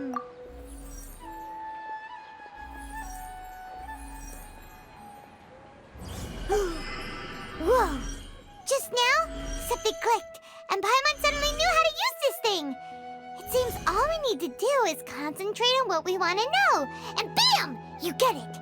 Oh, that'll come in real handy. Exactly. That is the power of the Akasha. And with that, let me officially welcome you both to Sumeru City. May the wisdom of the Dendro Archon always be your guide. Okay, now that we're in, we can check the Akasha about Lesser Lord Kusanali. Let Paimon try.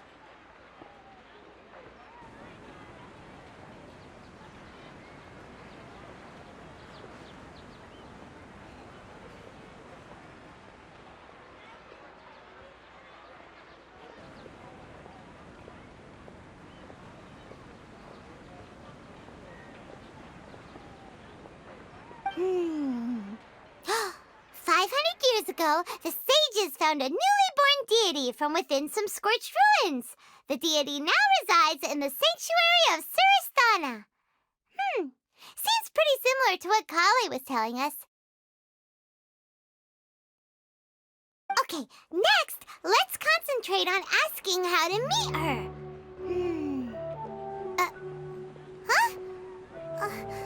Paimon doesn't sense anything. Oh, come on! Ugh. Focusing on this question feels like when you have something you're trying to remember and it's on the tip of your tongue, but you just can't think of it.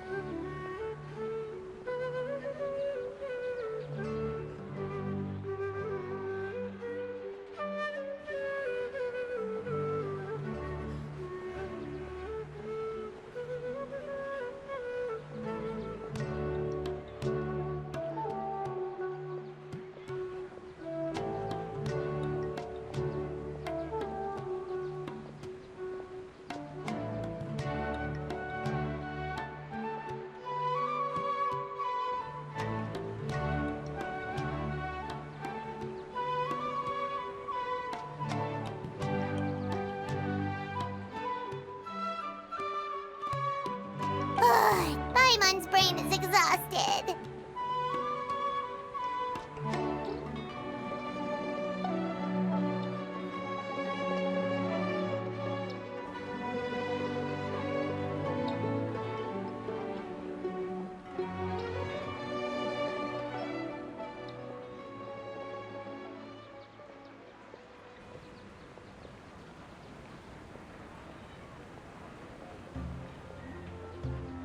Oh, smart idea! But what are you going to ask it?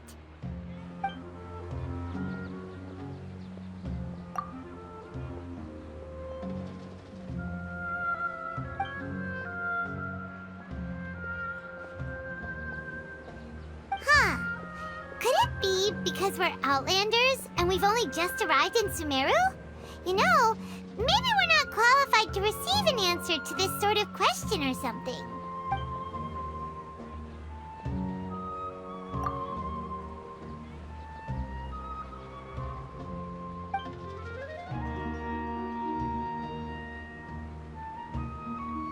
Uh-oh.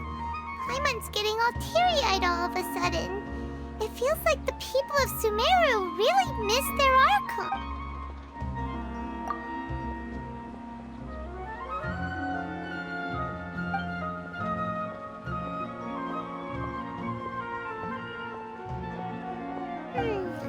You too? Well, glad it's not just Paimon.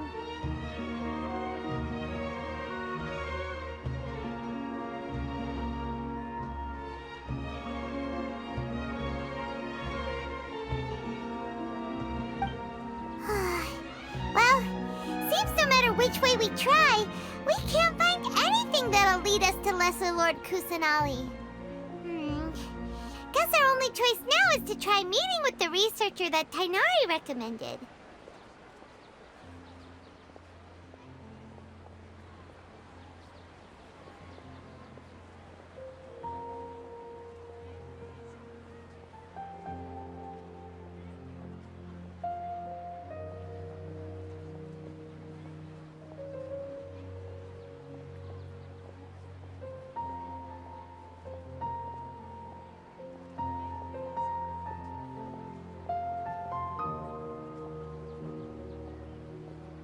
He's from Sumeru and even has a position in the Academia.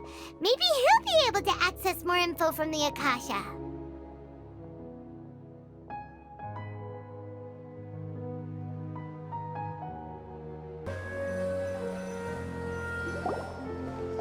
Hello, are you Rohawi? Yes, that's me. Can I help you? Great! You see, Tainari sent us here and... What? Tainari? Please, there's no need to say anything, really. Sure, I admit that the article I published last month wasn't my best work, and maybe the data didn't produce the most convincing results, but...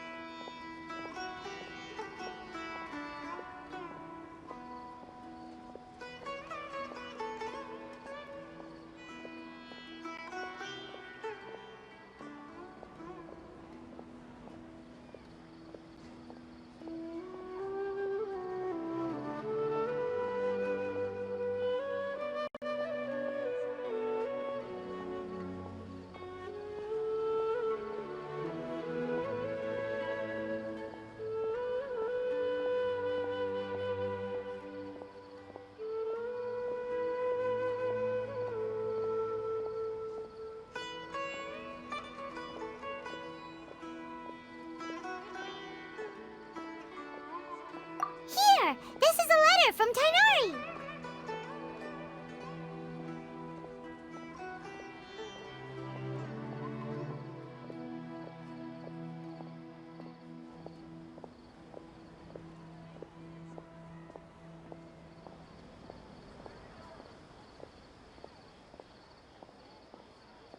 Oh, let me see.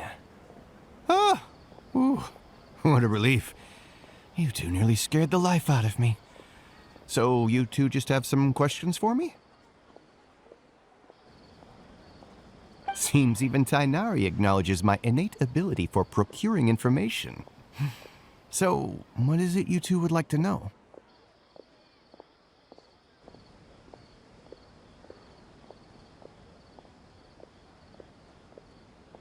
We want to meet with Lesser Lord Kusanali.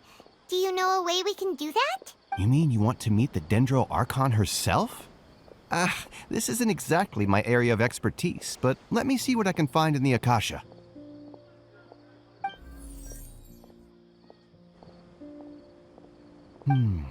Sorry, the Akasha didn't respond to my query. What? You too? But what about your abilities for getting information and all that? Paimon was sure you'd be able to access more info than we did. Well, as I said, this isn't my area of expertise. I am but a lowly researcher, so the Akasha doesn't see a need for me to know more about the Dendro Archon.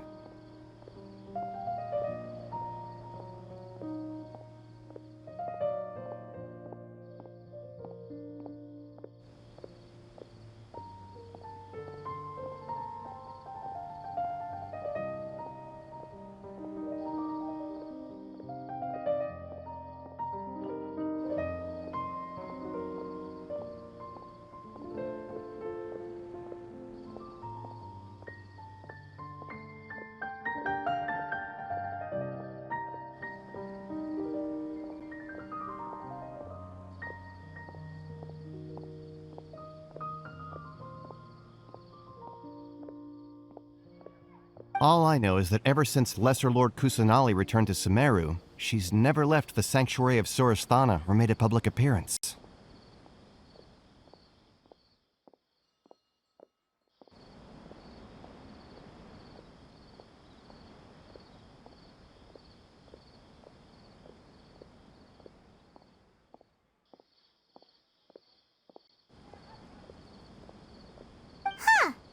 didn't expect her to be such a mysterious figure.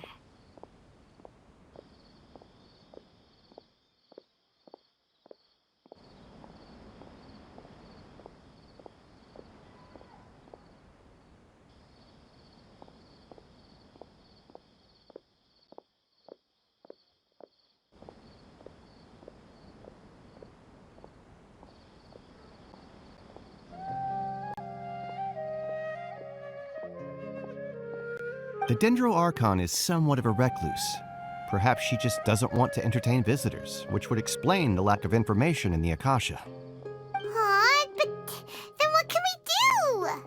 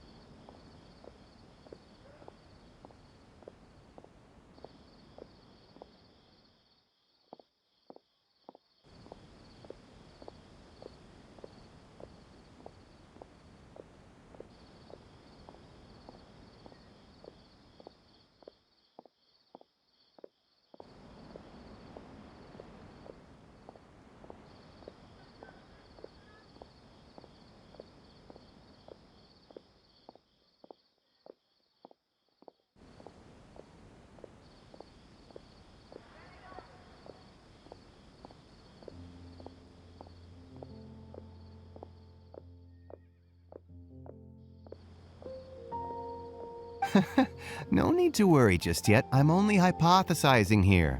You could certainly try asking around and see if anyone else has ideas. And besides, you two should consider the bright side of things. Not being able to see Lesser Lord Kusanali may not be a bad thing. In this world, there will always be information you cannot obtain from the Akasha and things you can never accomplish. Knowing when to yield is a form of wisdom. Take me, for example. It's a miracle if my brain cells can spit out one paper every 3 years. But Tighnari? That guy can publish 3 papers in just a single year. Okay. Thanks for your advice. Don't mention it. If you two ever want information about things like who's been promoted within the academia or relations between the 6 great sages, come find me. Hey, come on! This is a survival skill at the academia.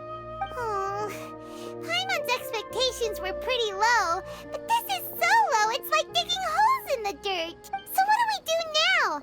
Even if we want to talk to someone, we don't know anybody here. Huh? Like who? Oh, you're right!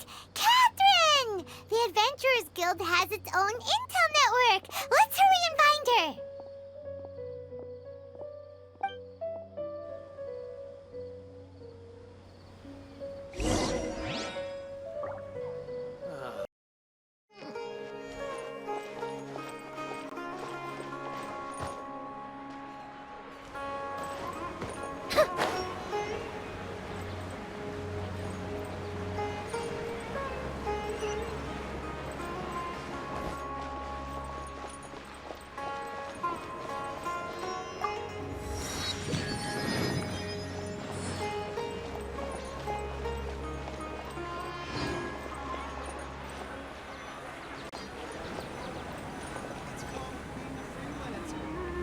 Ad Astra Abyssask.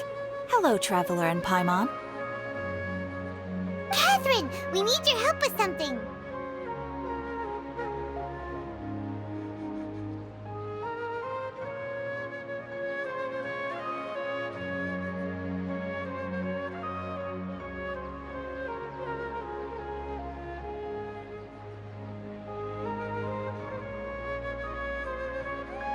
Understood. The Adventurers Guild is always ready to serve you. With what do you require assistance? We want to meet with Lesser Lord Kusanali. Do you know a way we can do that? You two wish to meet with Sumeru's Archon. Understood. Please wait.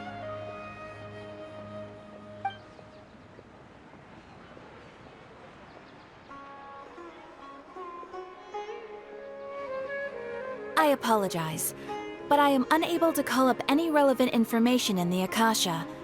I'm also unable to locate any pertinent information in my personal memory. Aww, another dead end. Well, if Catherine can't help us, then we really don't know anyone else to ask now.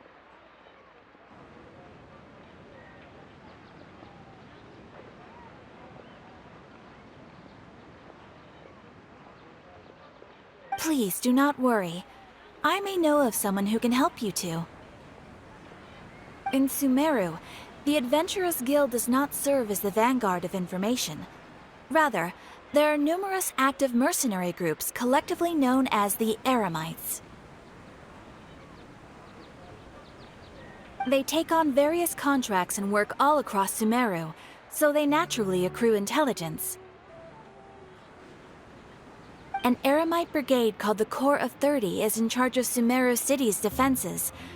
Not only are they the oldest brigade, but they are responsible for managing and coordinating the affairs of all other mercenary brigades. Corps of 30?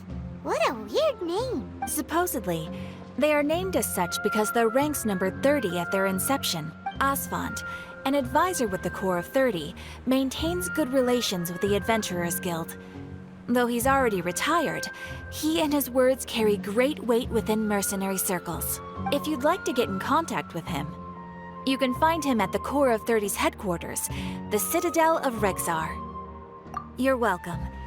I wish you two the best of luck. We look forward to your exploits in Sumeru. All right, off to the Citadel of Rexar we go!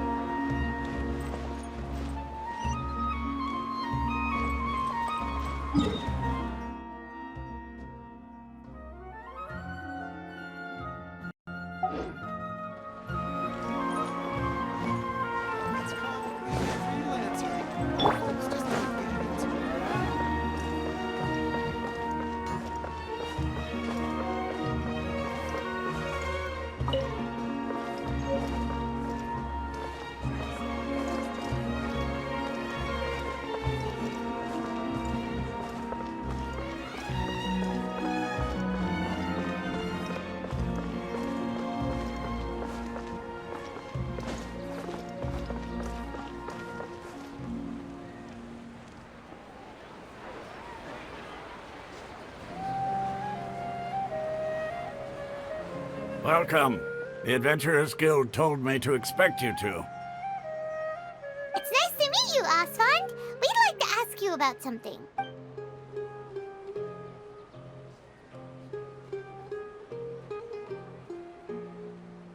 I see. So, Catherine's the one who sent you this way. Ha! It's true that the Eremites' network is vast, but even I can't help you meet the Dendro Archon. Wait, seriously? That's it?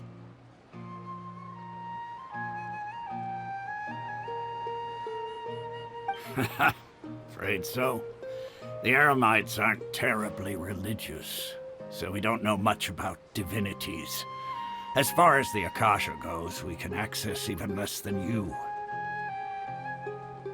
We originally came from the desert. The gods there died off long ago. Since those days, we've used our own two hands to carve out a living. We don't beg gods for their aid.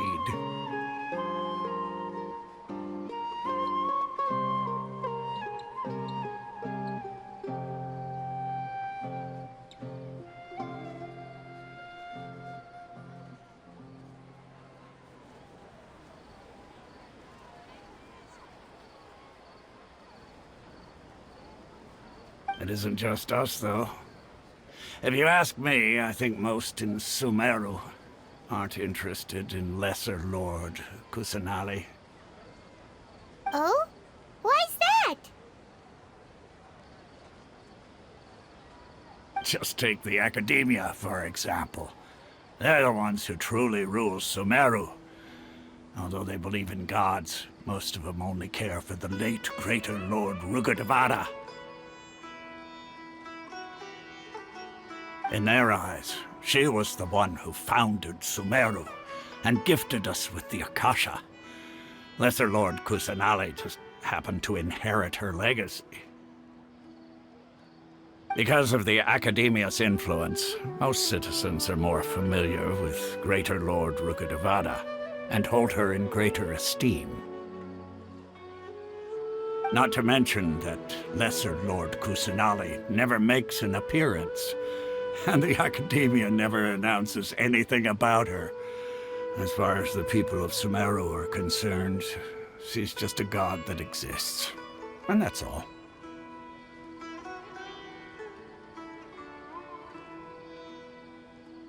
Really? Aw. After hearing all of that, Paimon sort of feels bad for Lesser Lord Kusanali. Ha! But who knows? We're all just guessing when it comes down to it. Besides, I'm sure the God of Wisdom doesn't worry about her reputation among people like us. All right. Well, thanks for the info, Osfond. No problem. Always happy to help out the Adventurers Guild.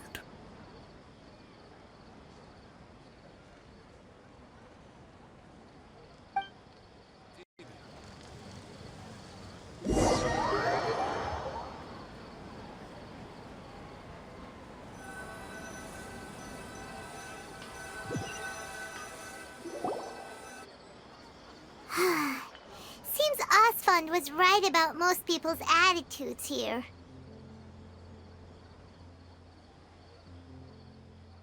Not only are they not interested in the Dendro Archon, they even say stuff like, if the Akasha doesn't think I should know, then I don't need to know about it.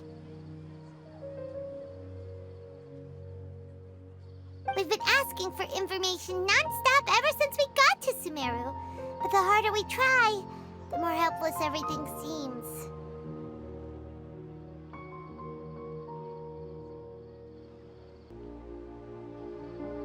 Isn't there at least one person in this entire city who cares about Lesser Lord Kusanali? Oh, you two are interested in Lesser Lord Kusanali? Huh? Who are you? From the sound of it, you two are Outlanders who recently arrived here. You've been asking around for information on Lesser Lord Kusanali, right? Oh, I'm sorry. I forgot to introduce myself. I'm Dunyarzad, one of Lesser Lord Kusanali's faithful followers. Whoa, really? Then do you know how we can meet with her? I'm afraid I can't help you with that. But your conversation earlier did happen to remind me of a legend about the Dendro Archon. Sure. It goes like this. Long, long ago, there was a man who heard a prophecy. It predicted that a great calamity was about to befall him.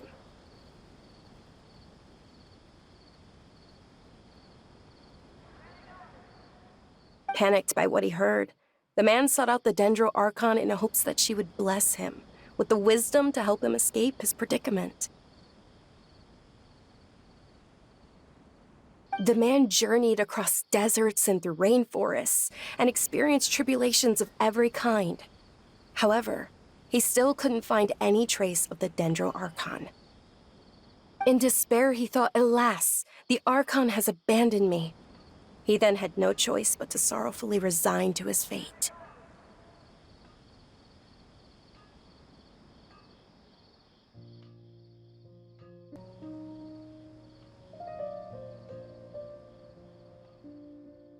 Okay, and then what happened?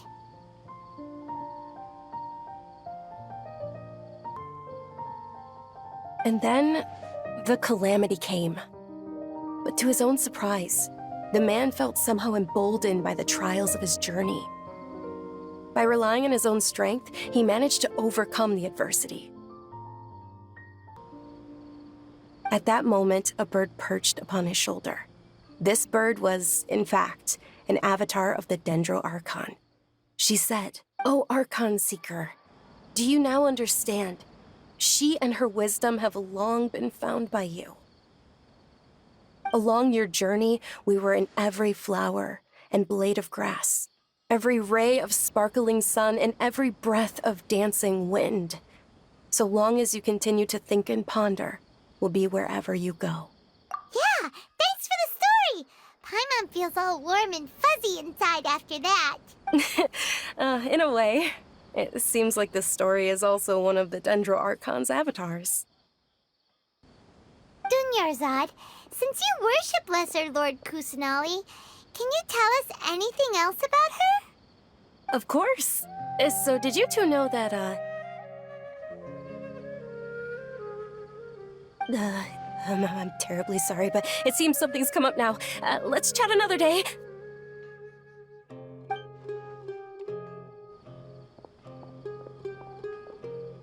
Hey, wait! What the heck just happened? It looks like they're searching for someone.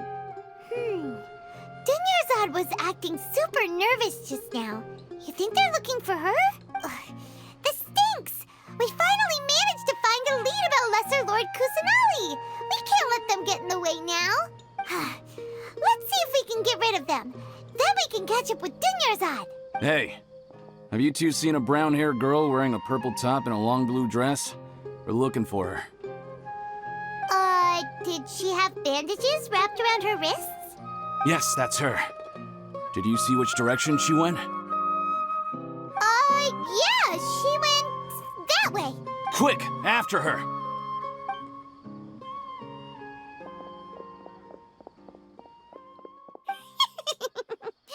That should keep him busy for a while. Let's hurry and find Dunyarzad. Why isn't it working? I don't get it.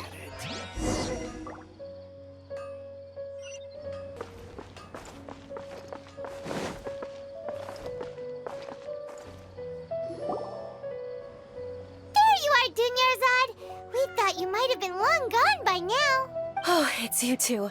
Oh, you startled me there. You can relax now. We threw those people looking for you off the trail. Really? Thank you so much. Unfortunately, I believe there's still more of them out there looking for me. Uh-oh, looks like there's some coming this way. Huh? More of them? Then what are we standing here for? Run! No, wait, my body... Okay, sounds good. There's a tavern on the other side of the port we can go to. They probably wouldn't expect me to hide in a place like that. All right, let's move out. Stay behind us. We'll keep an eye out for anyone looking for you.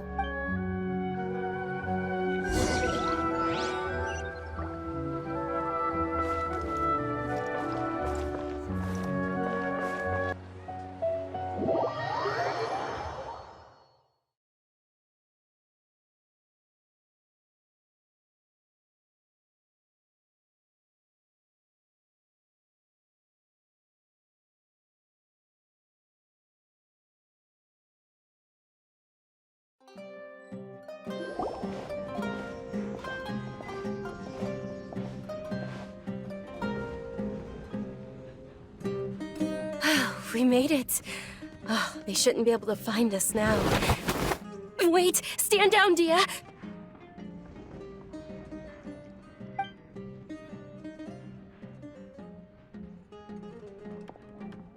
My lady, who are these two? They're travelers that I met on the street just a moment ago. They happened to notice that you were all searching for me, so they helped me hide. I see. In that case, you two should scram. There's nothing here for you. Wait a sec! Who the heck are you? And why are you shooing us away? I'm Miss Dunyarzad's bodyguard, here to see that she returns home safe and sound. My lady, let's get going. You've been gone for so long that your parents are worrying themselves sick. And if I refuse to go with you? It'd be easier for the both of us if you cooperated. But if you insist on not going, then I'll have to carry you like a sack of potatoes. Hey! Dunyarzad already said she doesn't want to go back. Why are you still pushing her. Stay out of this. You don't understand the situation. Sorry, my lady. Even though I'm your bodyguard, your parents are my employers. I have to answer to them. How much? Wait, what? How much more do I have to pay you to become your employer? So you never listen to my parents ever again. Double? A triple? Give me some time and I'll get that much. My lady, this isn't about Mora. I don't know what you think of us Eremites, but let me say this. I like Mora, but I'll never go against my principles. That's why I'm here looking for you.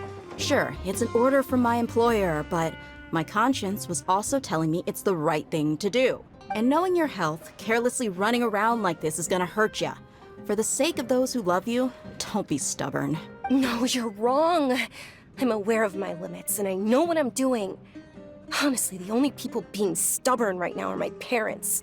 And they know perfectly well that it makes no difference if I'm at home or not. They still won't accept reality. And every time I bring this up, they just change the subject. Dia, you've been living with us a long time already. This should be old news to you. Dia, I know it hasn't been easy for Mother and Father, and I'm grateful for everything they've done for me. But there's someone else in this world I'm also grateful to, because she saved me. The love I have for her is the same I have for my parents. This is my life and my last chance. So I want to do something meaningful. My lady, are you sure what you're doing now is meaningful? Yes, I'm sure.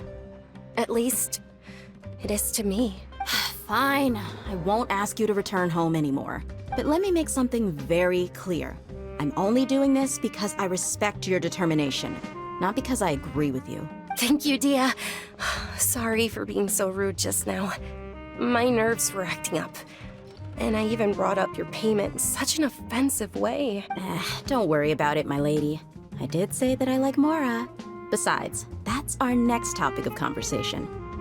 Today's little excursion caused such a ruckus that every single bodyguard at the estate was deployed. It wouldn't be easy to hide things from your old man. Since this definitely won't be your last escapade, here's a little tip. You should at least make it look like your room and things are still in order when you leave. Also, you'll need someone to cover you for when you're out and about. So, I'll let you hire me, my lady. This way, everyone wins. As for the pay, let's say half of what your father pays me. We can settle the bill when we return to the estate. Okay. Yay! Looks like they've reached an understanding. Fine, really. I just feel a little tired now that things have calmed down. My lady, stop trying to look tough. We're already in a tavern, so let's rest up and grab some grub. I'm sorry for worrying you two. If you don't mind, I'd like for you to join us. Sure! After you rest up, we want to hear more about Lesser Lord Kusanali.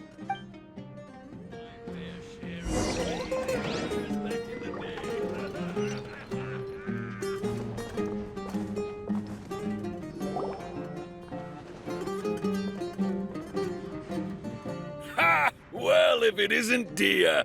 Haven't seen you in nearly half a year. Word on the street is that you're a bodyguard for the Homayani family now. Ha! Don't you find that kind of work boring? Nah, you get used to it. How about a menu over here? You got it. Huh? Isn't this little Miss Homayani herself? We don't get to serve personages like you very often. We'll be sure to prepare our very best. Thank you, sir, but there's no need. I don't have a lot of Mora on me, and I really ought to save as much as I can. But please bring these two the best food you have. They're my new friends, so I want to be a good host for them.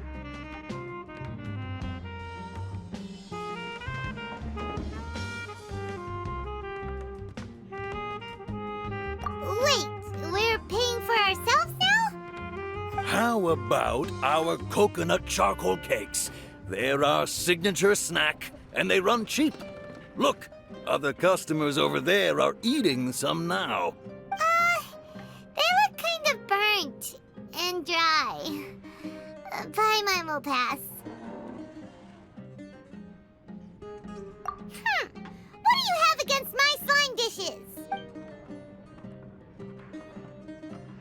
Dunyarzad, We asked a lot of people when we first arrived, and almost nobody was interested in Lesser Lord Kusanali. Well, remember when you asked me if I knew how to meet the Dendro Archon? Even though I don't know how, I think I've actually seen her before. Huh? Really? Yes, it was when I was a child. At the time, my illness had kept me bedridden for the better part of a year.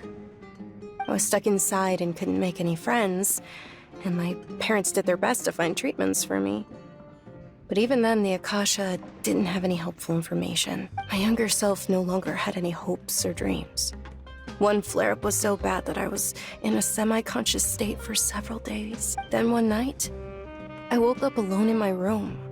I was terrified. My body was paralyzed. Even if I cried, there was no sound. At that moment, an ethereal voice spoke in my mind.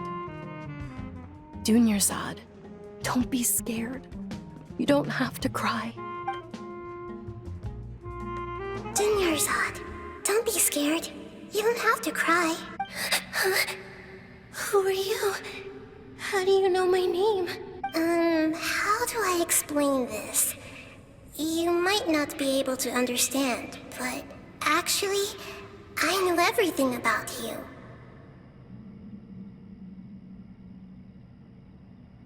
Really?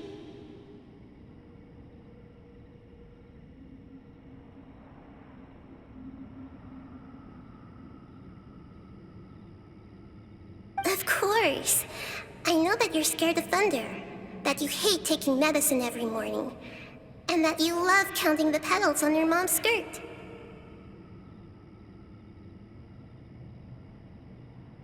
Wow, you really do know everything.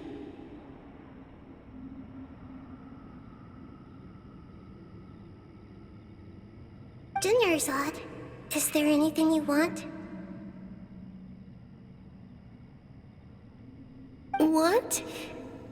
Not really. I can't go anywhere or do anything.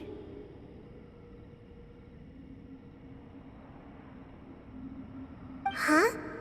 But aren't you a child? All children have wishes. Tell me what you want, and maybe I can make it happen.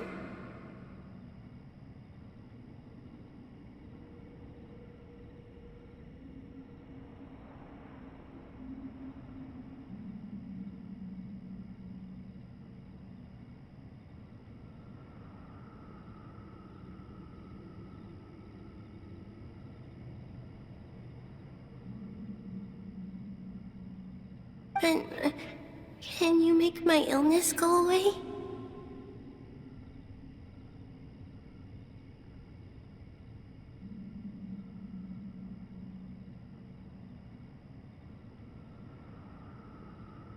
Oh. I'm sorry. But I'm not powerful enough to do that right now. Then, can you be my friend? After that, the voice said, "Okay, I'll be your friend." Although my body was suffering during those days, that voice encouraged me and told me many wondrous things. Beyond my window was the flourishing Sumeru city. Beyond the city was a lush rainforest. And beyond that was the wall of Samiel, deserts, and all of Tevat. Once I finally made it through that bout of illness, I couldn't hear that voice anymore.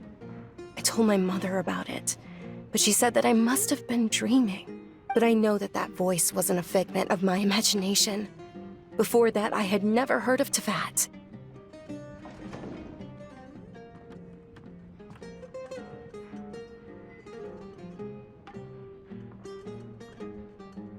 Yes, for sure. If it weren't for that voice, I would have never grown curious about the outside world, nor would I have learned how to read and enjoy so many books. That voice sparked a desire for wisdom. It had to have been the Dendro Archon. I've been hoping for a chance to repay her kindness.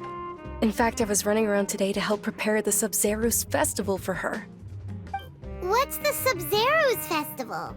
It's Lesser Lord Kusanali's birthday, which was the day that she was found by the sages.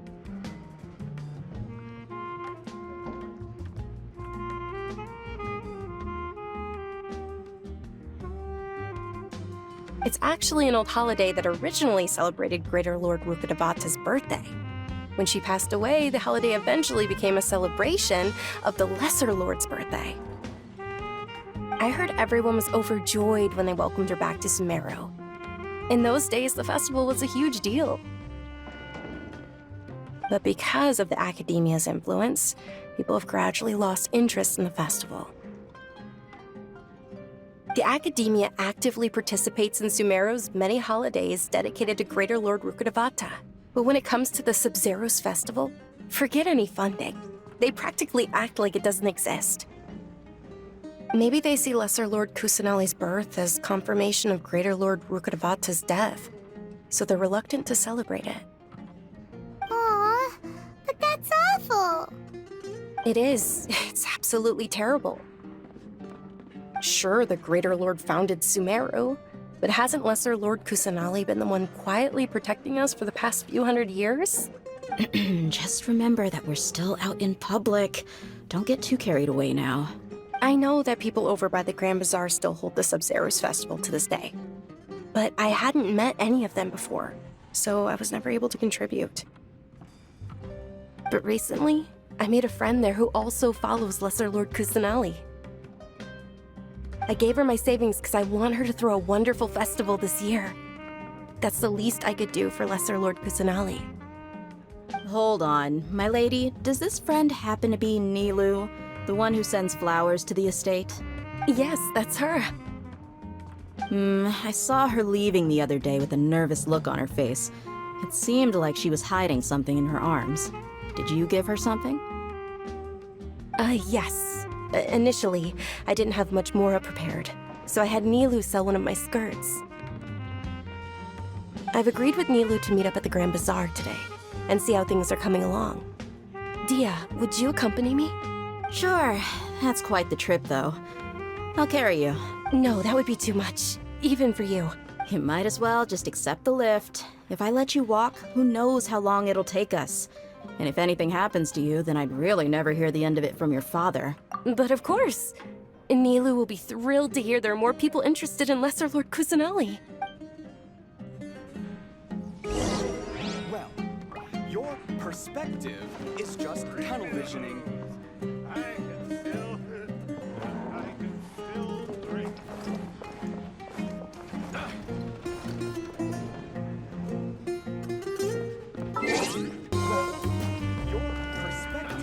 It's just tunnel visioning.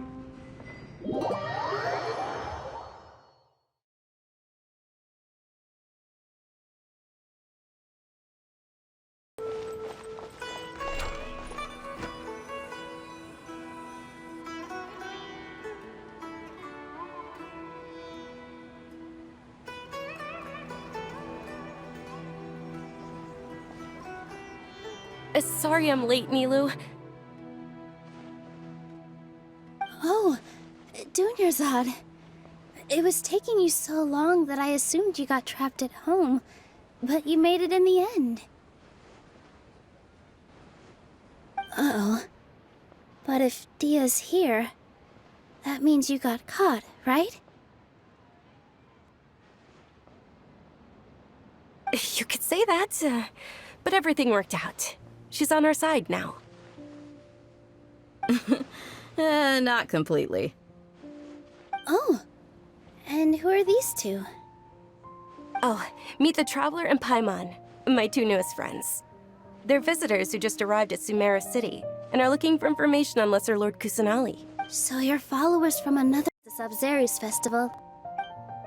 By the way, Dunyarzad, we've already started decorating the Grand Bazaar.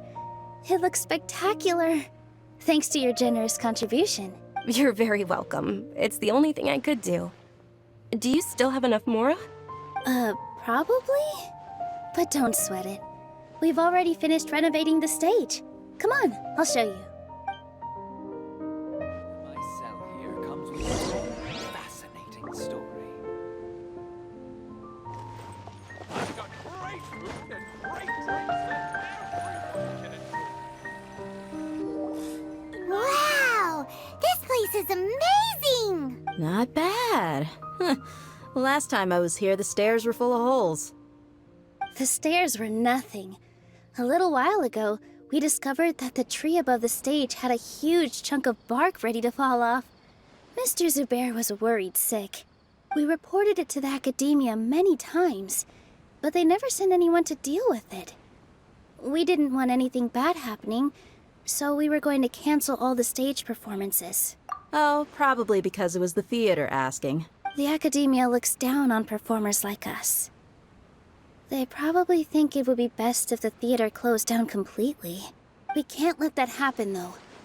Not only would everyone involved in the theater go hungry, but then we wouldn't be able to hold the Sub-Zero's festival anymore. Thank the Dendro Archon for Dunyarzad.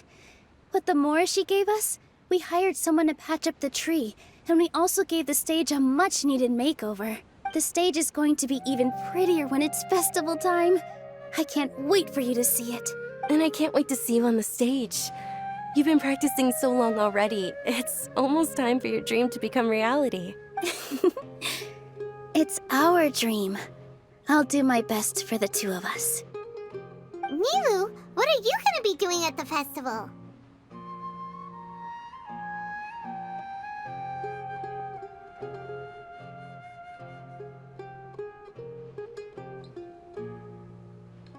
She'll be dancing the dance of Sub-Zeros, the most important performance at the Sub-Zeros festival. Dunyarzad, have you told them the origin of this holiday? I only told them about the Greater Lord and Lesser Lord so far. Okay, then I'll tell you two about how this holiday came to be. According to legend, the Sub-Zeros festival was originally the Goddess of Flowers' birthday celebration for the Greater Lord. A long, long time ago, on one of Greater Lord Rukkhadevata's birthdays, her friends threw her a celebratory banquet. Some of the gods got drunk. One started playing music, and the Greater Lord started singing, so the Goddess of Flowers began to dance. As she danced upon the grass, countless beautiful parisaras began to bloom wherever she stepped. Those brilliant purple flowers became her dazzling stage. All the gods clamored, "Oh, if only time could stop at this very moment."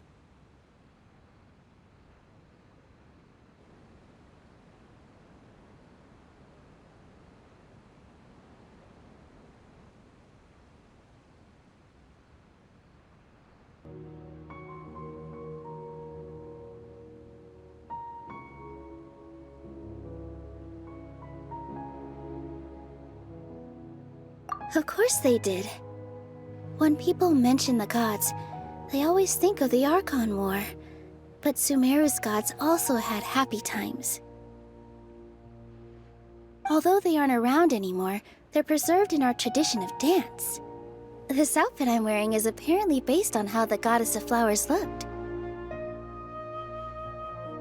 Though we're just tiny people compared to the Divine, we still have to do our best to make sure that the birthday girl feels loved on her special day.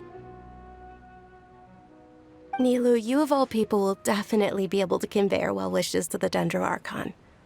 I also noticed that you went the extra mile and scattered parisaras around the stage.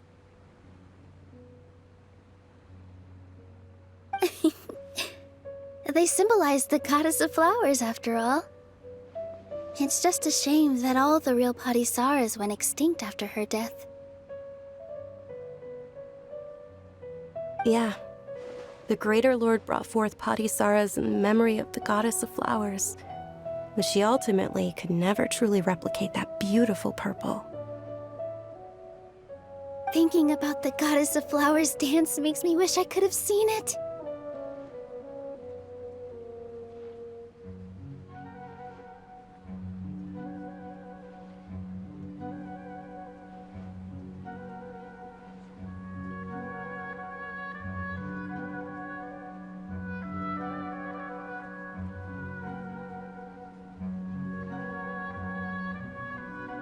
If my stage were anything like that,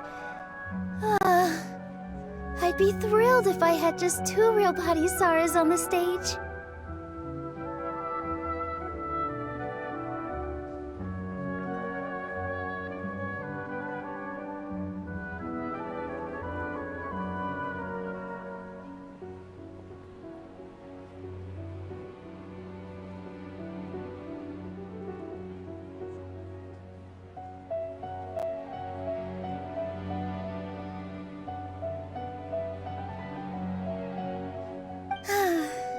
So, Traveler and Paimon, what do you think? Interested in the Sabzeruz festival? Will you two be coming? All of Lesser Lord Kusanali's followers will be there for her birthday. It'll be a good opportunity for you to learn more about her. Ooh, Paimon thinks that's a great idea!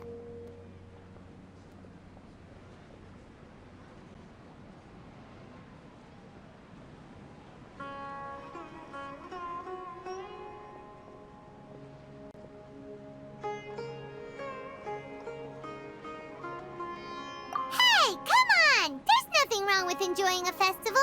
Besides, it's Lesser Lord Kusanali's birthday. She'll be happy to have more people who are celebrating it. So how about we all attend the Sumeru festival together? Dunyarzad, let me show you which stage decorations we've picked out so far. Traveler and Paimon, if that doesn't sound interesting to you, then feel free to explore the area. Everyone at the Grand Bazaar loves Lesser Lord Kusanali, and we're all looking forward to the Sabzeruz festival. In that case, we'll take a look around.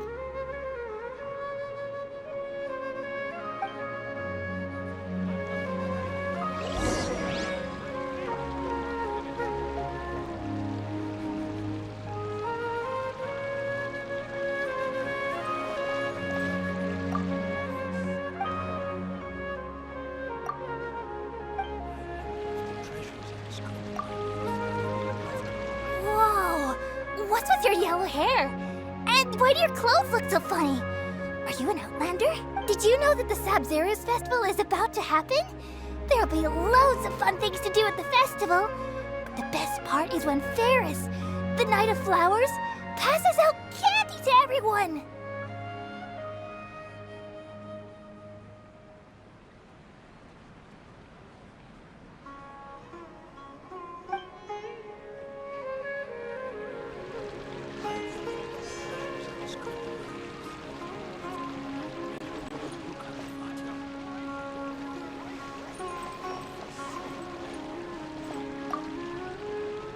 Things are really shaping up, and there's a buzz around the festival this year. We're expecting people from all over to come by this year and buy things during the festivities. Don't be fooled into thinking that Sumeru City has the best of everything. Some festival snacks are only offered here in the Grand Bazaar. And when it comes to musicians, dancers, or singers, the Grand Bazaar's got the best of the best. Sure, those folks at the Academia might not like it, but what's a festival without song and dance?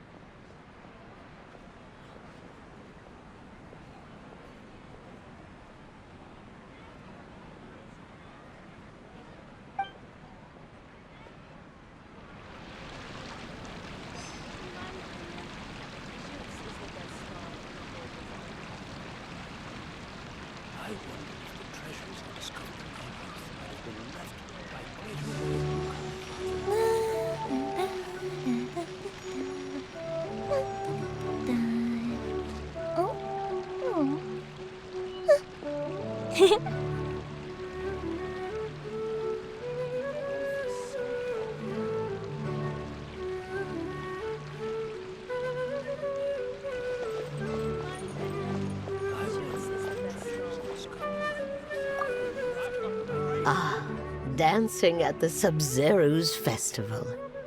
You know, I also danced when I was younger. As a child, I even asked my grandmother why we performed the dance for the Lesser Lord when it was originally done to honor the Greater Lord. My grandmother said that Greater Lord Rukkhadevata is a beloved deity and honored by all. And Lesser Lord Kusanali is too. If the Goddess of Flowers ever knew Lesser Lord Kusanali, then she would certainly have wished to be her friend and hold celebrations for her too. The Sabzeruz festival has been losing its appeal over the years. That is, until a wealthy benefactor stepped in this year and brought the festival back to life. I heard she forked out a lot of mora to make it all happen.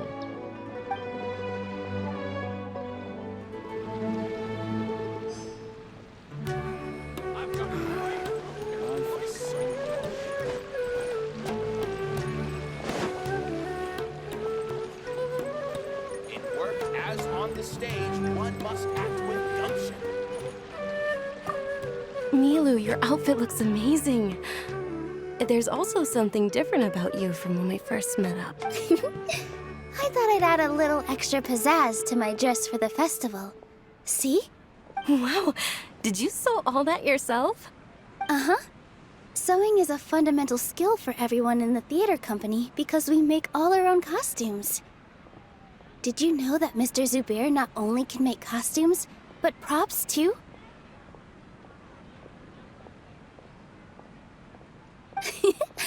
I've noticed that you can't keep your eyes off that crown over there. Would you like to try it on? May I? Of course! The legends say that the goddess of flowers had beautiful horns on her head, so this crown was made to reflect that. Dunyarzad, you look absolutely stunning with it on. It's like I'm looking at the goddess of flowers herself. Let's see. What else have I not inspected yet?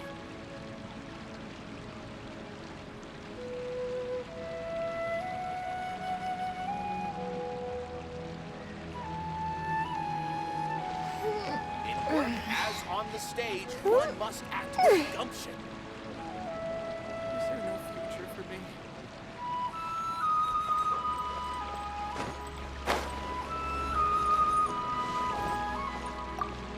Huh. Revamping the stage for the festival couldn't have been easy, that's for sure. I bet this year's festival will be one to remember. I don't know much about the Grand Bazaar, but I do know that the residents here have a penchant for song and dance. Two things that the academia doesn't particularly approve of. Oh, and the perfume sold around here is a lot better than what you'll find elsewhere. The fragrances are longer lasting and they're gentler on your skin and...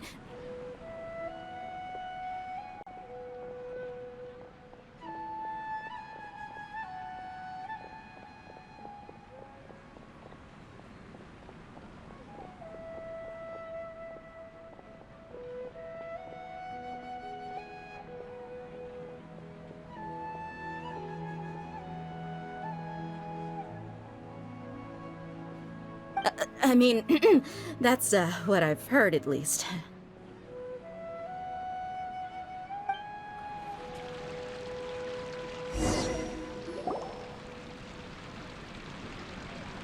Hey! Is that who Paimon thinks it is? It looks like Catherine.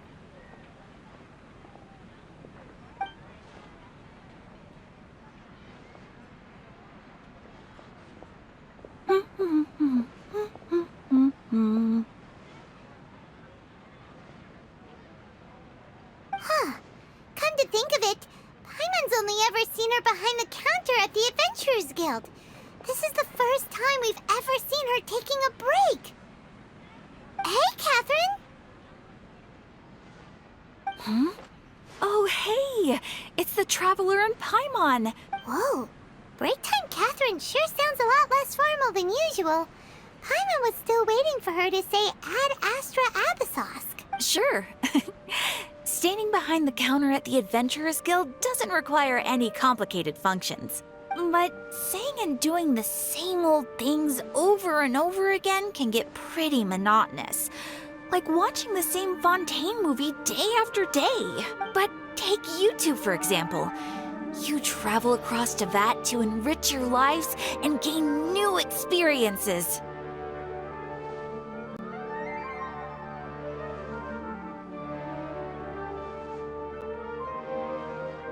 Well, we enjoy traveling across Tevat and all that, but we're mainly looking for clues about her brother. Yes, and you should keep searching. Sometimes the answers we're looking for aren't necessarily at our intended destination. Instead, they're found along the way. Huh. Haven't we heard someone say something pretty similar recently? Anyways, what brings you out here, Catherine? No, not particularly. I guess you could say that I'm loving the recent atmosphere here. If festivals bring happiness to everyone, then that's where their true value lies.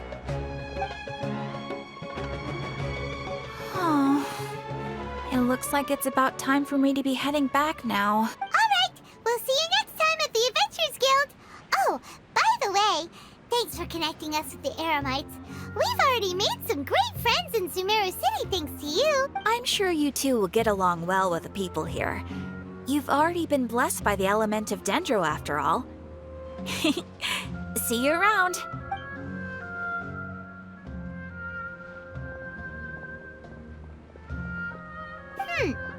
There's something really different about Catherine today. Hey, Traveler.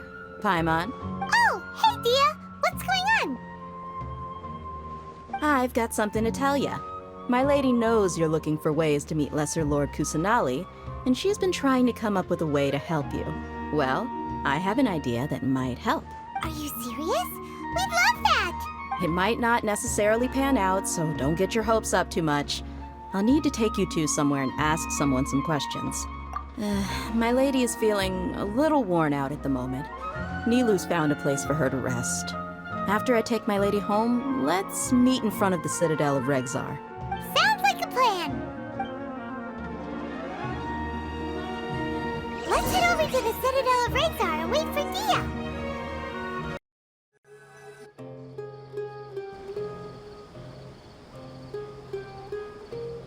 Sorry, I'm late.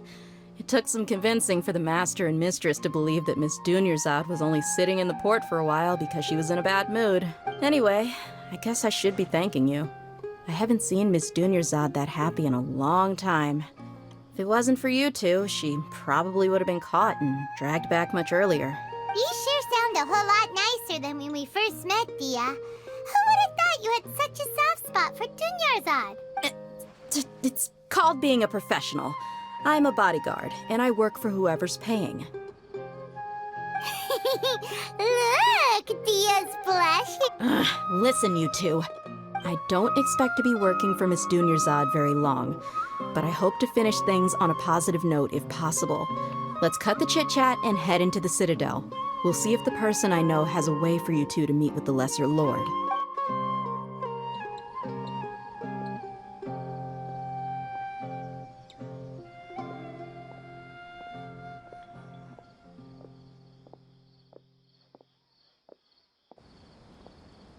Oh, hey, Chief. Ha, Dia! What are you doing here? And well, didn't expect to see you three together. I take it you all know each other already? Mm-hmm. We met this morning after the Adventurers Guild pointed us to Osfon for more info. No kidding. Huh. So, where's Ruksha? I thought I'd help these two out by asking about the theft. Anything you can tell him? Ruksha's gone over to the Academia. The Grand Sage recently ordered Sumeru City to begin bolstering its defenses, so people from all over have been called back to the city. Since you've already mentioned the theft, I suppose I might as well tell him what we know. Appreciate it, Chief. Theft? Sorry, what the heck are you guys talking about? Just recently, the Academia lost something, and there's a chance the item is connected with the Sumeru Archon. This case might just somehow help you in meeting her. I suppose that's one way to look at it. But if you ask me, the case is more about the Academia than anything else. Let me fill you in.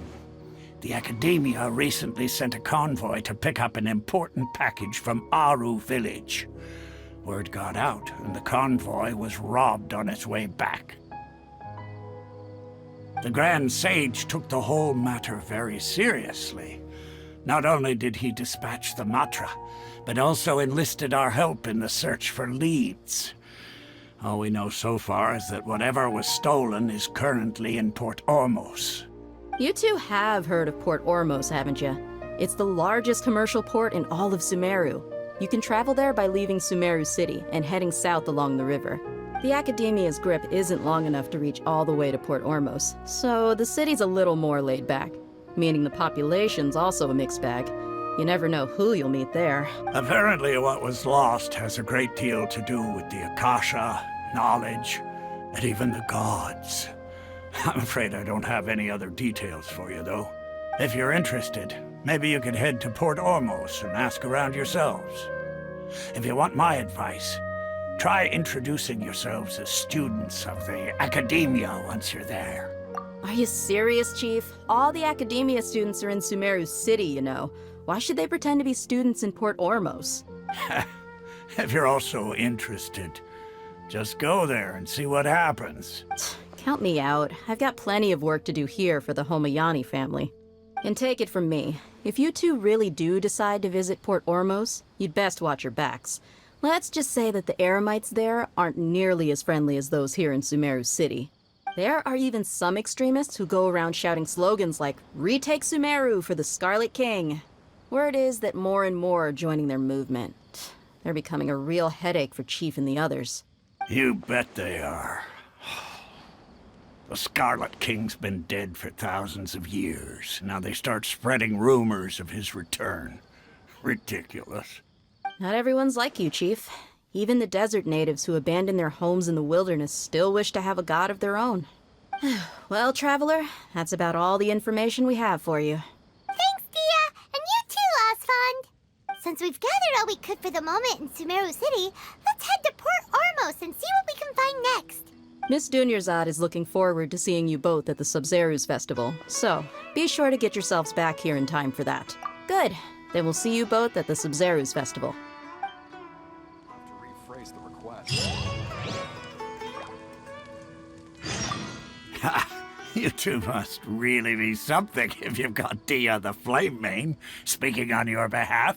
The Corps of 30 isn't officially overseen by the Academia, but because we're hired mercs, there's still lots of sensitive intel that I can't reveal to you. In the end, when it comes down to it, the city's safety is both the Corps and Academia's top priority. I've told you all I can about what was stolen from the Academia. As for why you should pretend to be students in Port Ormos, I'll leave that for you to find out yourself.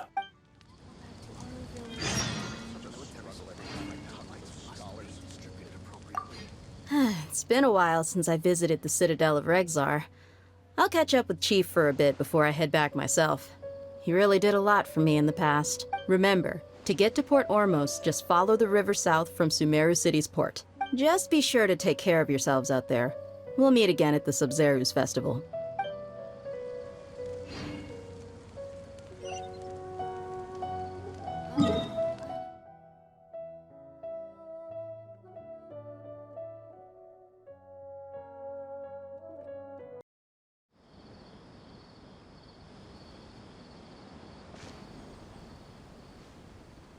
Come and have a good look yourself. Traditional spices of the highest quality, made with pride and experience. You've got a deal. I can't thank you enough for always looking after my business. Believe me, I'm not making this up. Several Eremite mercenary groups are nearly in open conflict, but does the Corps of 30 care? And that's not all. Did you know that... Wow! Talk about hurly-burly! This place is busy! Guess that's only to be expected for the largest port in Sumeru.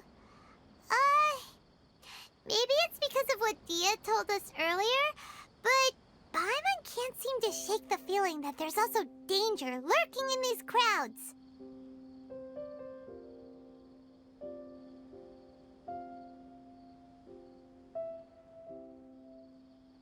Ooh. Let's get our bearings so we can start looking for leads.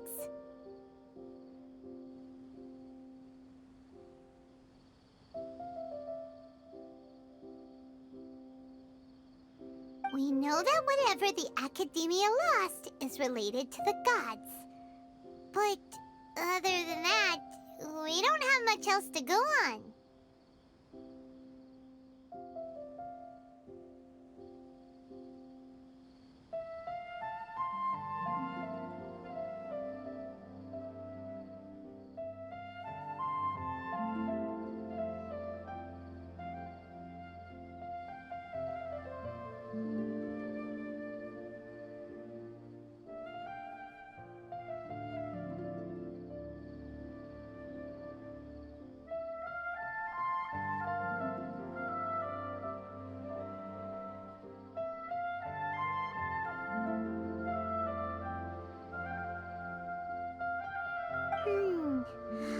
Someone told us to try posing as academia students while asking around. Paimon checked the Akasha on the way here, and the academia doesn't seem to have any research facilities in Port Ormos. Paimon doesn't get it. Won't we look even more suspicious going around saying we're academia students and asking about the stolen item? Well, given all the people that come through here every day, if there's any information to be found, Paimon bets we could find it in the market. Let's ask around and see what we come up with.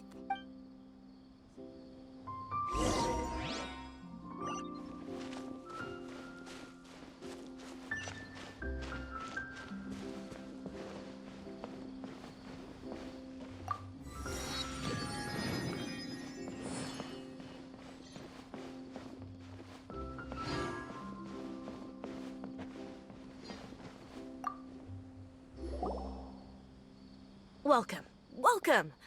How can I help you two? Hi there. We would like to ask you a question. Do students from the academia ever come to Port Ormos? Of course. Especially around this time of year. Students from Sumeru City that are about to graduate often come to Port Ormos to cut loose a little. Many people often talk about how hard it is to get accepted into the academia, let alone graduate. But those who finish their studies and go on to become full-time researchers at the academia have it even harder.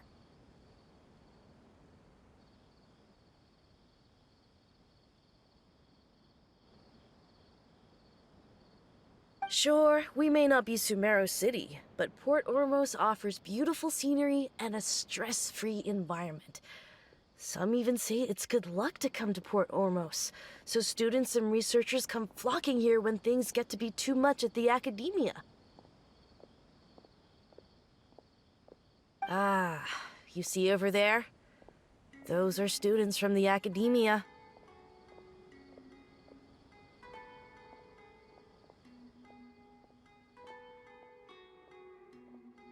They've been looking worried and miserable ever since they got here a few days ago.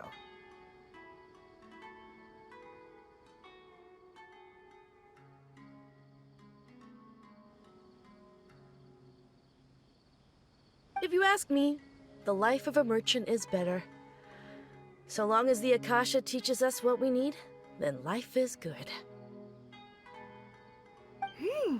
Those students seem to be discussing something. Let's see if we can listen in.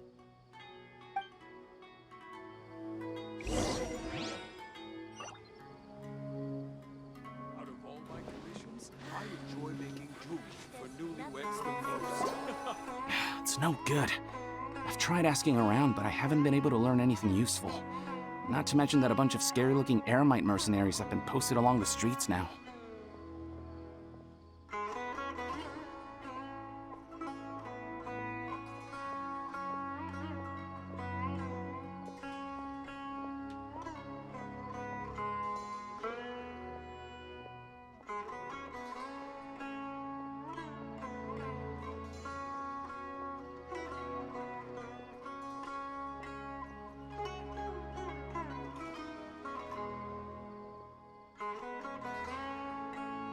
There's been a lot of fighting between the different Eremite factions in Port Ormos.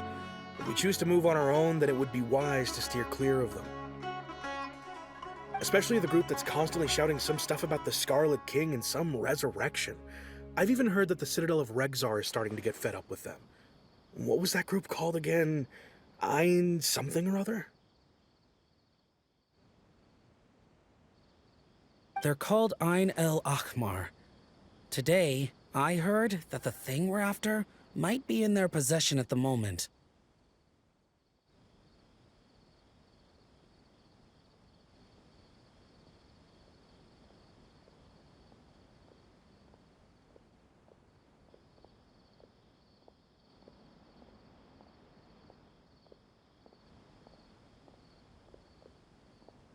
Wait, come again?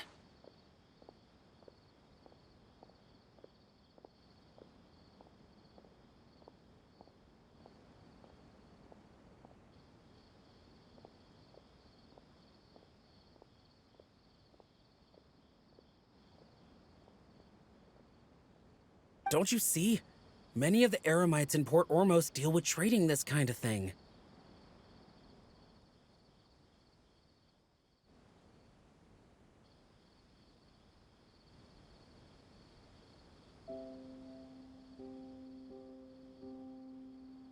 They're usually pretty wary of outsiders, but not so with students of the academia.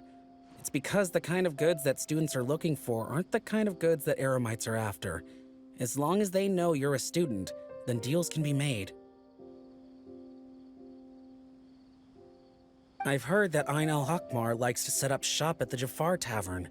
Supposedly, if you're willing to part with 500,000 Mora, they'll give you info on anything. Wait, did you say 500,000? If information alone costs that much, then how could we ever afford to buy what we're looking for? I guess we might as well give up on trying to graduate this way. I wouldn't worry too much. Our field of research is very niche. Who else could possibly be after that kind of shady knowledge? I bet it's practically worthless to anyone aside from us. Oh, I guess that makes sense. Then the only thing left for us now is to find a way in. Why don't we all just pool our money together and pay for the information? Whoa! Did you hear that? A niche field of research and shady knowledge? It all sounds pretty suspicious to Paimon. Is knowledge something people just buy and sell like that? So, what's our plan? Wait, didn't you hear what they just said? Buying information is going to cost us 500,000 Mora! Oh, all right. Paimon never thought she'd agree to parting with that kind of Mora. But if you know what you're doing, then we should give it a shot. Out of all my commissions, I enjoy making jewelry for newlyweds the most.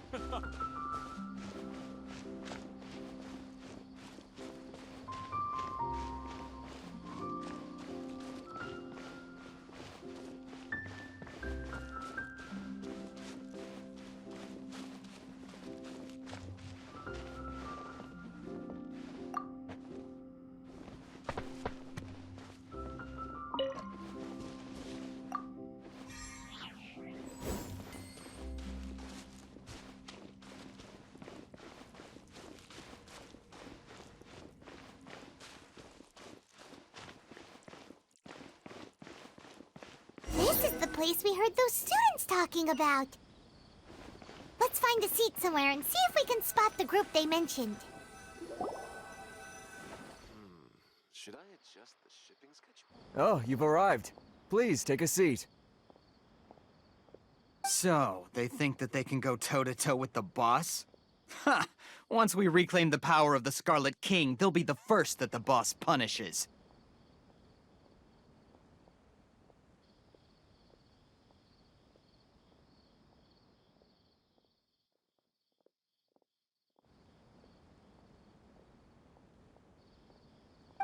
They're nothing to be afraid of. Our main rival now is the Caracal Battalion. They've also amassed a significant amount of Mora this time, so we mustn't underestimate them. How can the Caracal Battalion compete with the boss when they're nothing but a bunch of money-grubbing opportunists out for a quick Mora? Yeah, with Boss's fervent devotion, he'll be able to use this power to bring our god back this time.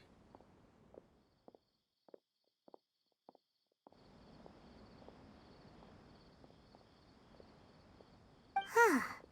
All these guys talk about is the Scarlet King, so they're probably the ones we're looking for.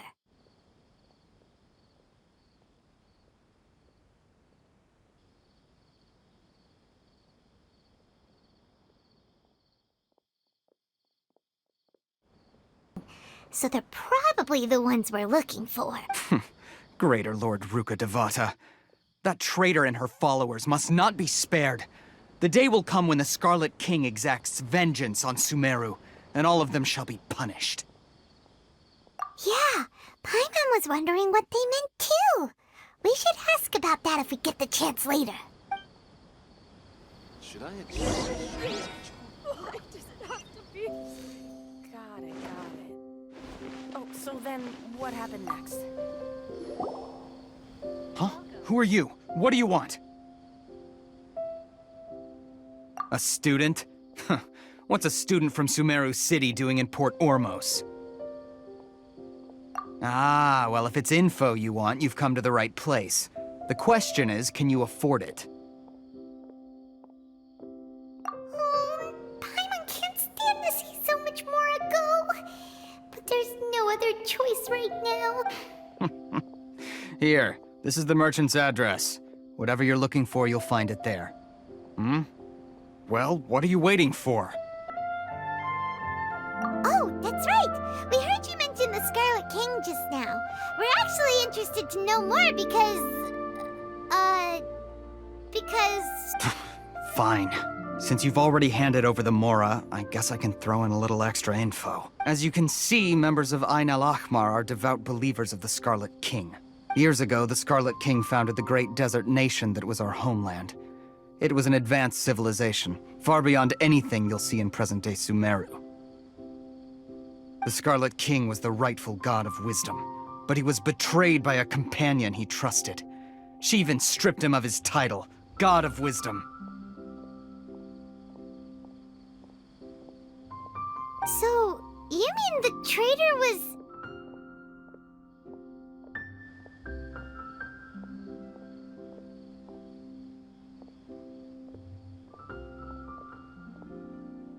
Greater Lord Ruka Devata, yes! That shameless wretch destroyed the Scarlet King's civilization, and our ancestors were forced to flee to this land where we were made to suffer the tyranny of our enemies. Furthermore, she conspired with the Academia to cover up the truth of her actions, and create the merciful and benevolent facade for which she is now known. Ugh, just thinking about it sickens me.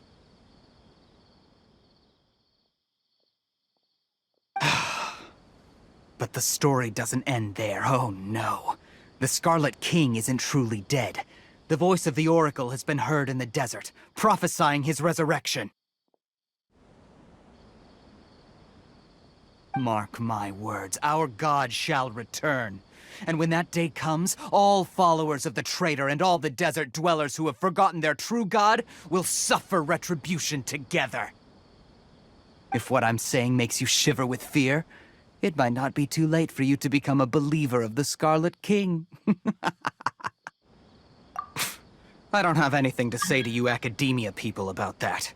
I think this conversation has reached its end. Not just yet. This man is a fraud. Huh? You again? Deranged Academia lunatic? Yes, it's me again. I already warned you that if you weren't willing to sit and discuss things with me, I'd take measures to make things uncomfortable for you. Listen to me. That address he gave you is fake. Or at least, you won't find a merchant waiting for you there. This group has been boasting all around that they can provide information on a certain item as a means of luring people into their territory. Once you show up, they keep up the act until they have hard evidence that you want to purchase said item. Then they use that to squeeze you for all the more you're worth. Hey! Shut it, Al-Haytham! What are you playing at, trying to ruin our business like this, hmm? I told you the other day. I wish to discuss my terms with your boss. Ha! The boss made it perfectly clear that he won't negotiate with you. Yes, and in no uncertain terms. But that was then. It does not preclude him from changing his mind in the future. I'm warning you. Don't push us, or this could get ugly. We don't usually get rough with people from the Academia because it just complicates things. For a lunatic like you, though, we might just have to make an exception. If you're suggesting that we escalate this from a verbal exchange to a physical one, I accept. After all, even the Archons used war to negotiate the ownership of Tevat. If, on the other hand, we can't agree on any means of negotiation at all, then I'm afraid my next course of action will sting a little more than the mere falling through of a few business deals. I will jeopardize the Eremite's reputation, which I know you value above all else. I am quite confident that if I began to take such action, your boss would willingly approach me himself. However, I fear that by then, some things will have happened that cannot be undone. Also, a word of advice. I suggest you tell your boss exactly what happened here today. Otherwise, he might blame you for not telling him in the future. What did you say? Consider this. Have I ever failed to follow through on my word in the past? This guy is really out of his mind. Okay then. If you really have a death wish, let's meet a week from today. The pier in front of the Pharos Lighthouse, 4 o'clock in the afternoon, sharp. Don't expect us to hold back. Not so fast. First, you return the 500,000 mora to them.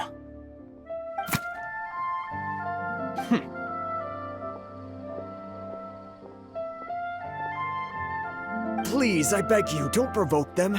We can't afford any trouble with this crowd. They haven't even paid for their food yet. Ah, Mr. Iman. There appears to be fewer staff in the restaurant recently.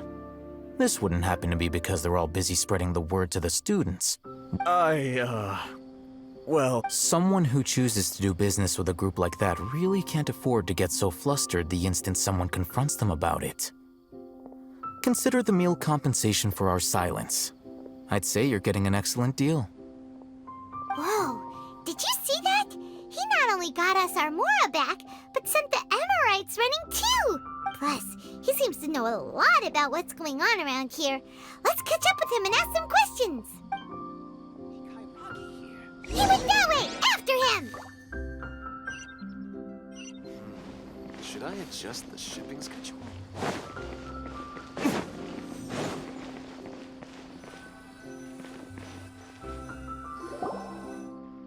Wait up!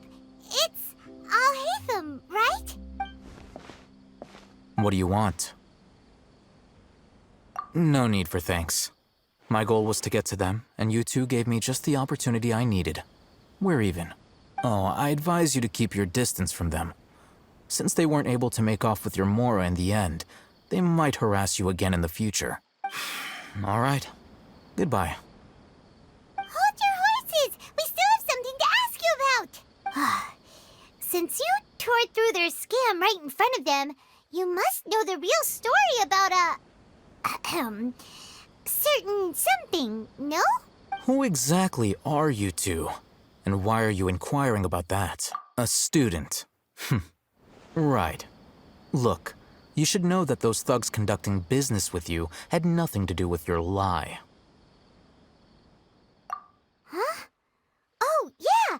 She's really She doesn't even have a vision. Forget it. Maybe not, but she can still use elemental energy.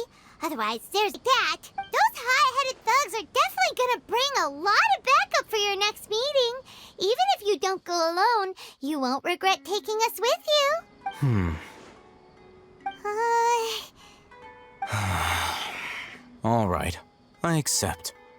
Got a pen and paper? If you're searching for someone who sells that kind of merchandise, I'll give you one of their addresses, and you can try your luck. We'll reconvene at the appointed time by the pier. It doesn't matter if you show up or not. So, since you were happy to give us this merchant's information, does that mean you can tell us exactly what we're after? You were willing to part with 500,000 mora for something and you didn't even know what it was? Okay. Well, if you truly are as skilled as you claim, then you can beat the answer out of them when they become hostile. Look, if you've been making inquiries, then you have to know something by now. Tell me what you know so far, so I don't waste time repeating information. We know it's connected to the academia somehow, and that not only do the Eremites deal in it, but some students want to get a hold of it too. What else? You know almost everything there is to know, but you're unable to compile this information because you've never seen the object before. This is what you've been looking for. Paimon can't tell what it is. It looks like some kind of ornament. This is a knowledge capsule. To put it simply, it's a vessel that can store a fixed quantity of canned knowledge. It's like a miniature Akasha. Anyone who links it to their personal Akasha terminal instantly becomes privy to its contents. Correct. Anyone. Unlike the Akasha, which heavily regulates who can access what information, knowledge capsules confer their contents without any requisites. That's amazing! It's essentially a convenient and harmless vestibule for knowledge. Unfortunately, it's illegal in Sumeru to privately possess or trade them. They were created as a means for scholars to transfer knowledge gained from Irminsul into the Akasha, and are intended to be destroyed immediately after use.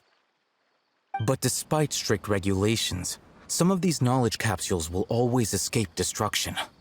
After all, there will always be those in this world who are dissatisfied with life as designed for them by the Akasha and wish to change their fate. Over the past century, a wide variety of canned knowledge has been leaked from the academia. Now, in Port Ormos, the valuable ones are a means to Mora for the Eremites. Meanwhile, those which the Eremites deem to be useless to them occasionally prove useful to the common citizens and hapless academia students. Well, I think that about sums it up. Oh, so that's your true objective. With our current arrangement, I don't believe I can offer an answer. You're still resolved. Fine. Let's talk somewhere with fewer people.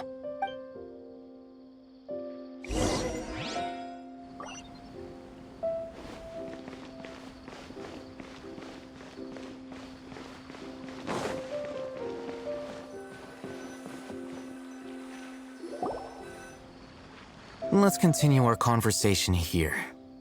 If you wish to learn more about the knowledge capsule that the Academia lost, then you must help me with something. I need you to find someone named Dory, a traveling merchant. Unlike the peddlers who hawk inferior knowledge capsules, she often has quality goods in stock. Some say that as long as there is profit to be made, there is nothing she won't dare to sell.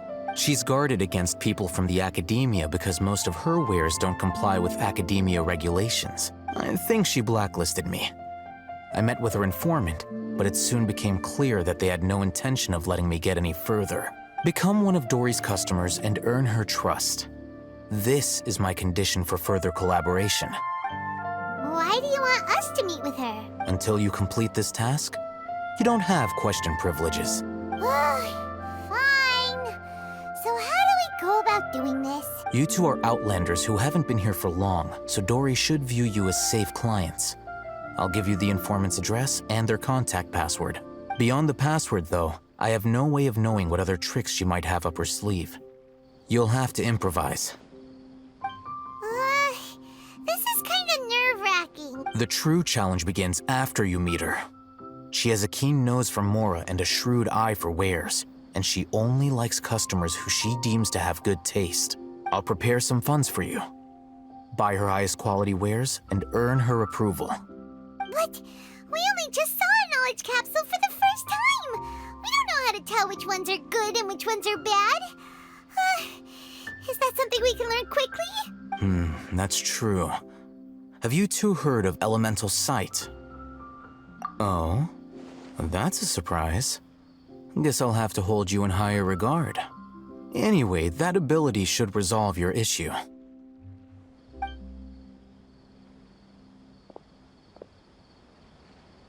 Here are 2 knowledge capsules.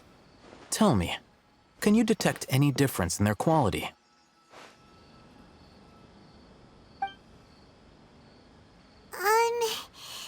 They look the same to Paimon. Try inspecting them with elemental sight. How'd it go? Did you see anything? Rumor has it that higher quality knowledge capsules generally appear brighter when viewed through elemental sight. That's because knowledge originates from Irminsul, the root of Dendro power itself. The more powerful the knowledge, the richer it is in Dendro energy. However, some canned knowledge with a high concentration of elemental energy is of little use in contemporary times, so those capsules are of little value. Using elemental sight is merely a stopgap measure, but it should suffice for earning Dory's trust. That sounds pretty impressive. Here's a sheet with the informant's location and contact password, and here is the Mora for purchasing canned knowledge. Don't be cheap. You'll need to spend to catch Dory's eye. If there's any Mora left over, just keep it. Oh, and be sure to exercise some caution. There have been Matra present in Port Ormos lately. Your efforts will be for naught if they catch you. Matra? They belong to the Academia's regulatory body. They also handle cases of illegal canned knowledge transactions. Like I said, the Academia has banned both their trade and possession. The Matra are razor sharp. You're in for nothing good if they lock their sights onto you. If you two want to back out, now's the time. Okay, then we have a deal. If you succeed in your dealings with Dory, come find me at the Wikela Funduk. We'll have an open discussion then. Looking at what Al-Haytham wrote, Dory's informant is a traitor near Old Ormos.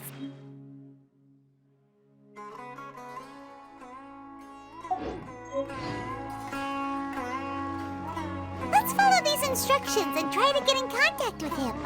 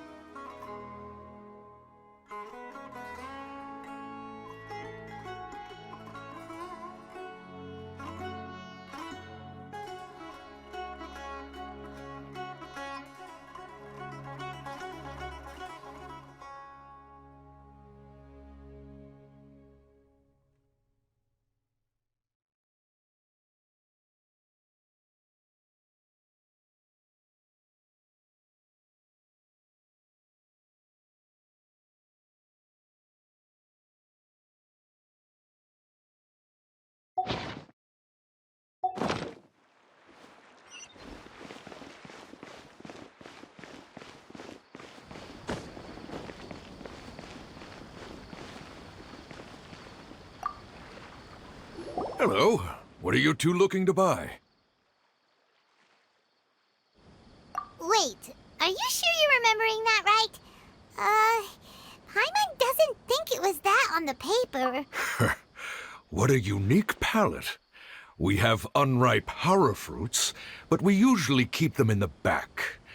I'll have someone escort you. Following the paper got us past the first round. Ronak, these two want to buy unripe horror fruits. Show them to the warehouse. Got it. You two, please follow me. You two have a fascinating fashion sense. We haven't seen a customer wearing a Sumeru rose for quite some time. Hold on. Let me think. Sumeru rose means common merch. No, look again. We're obviously wearing morning flowers.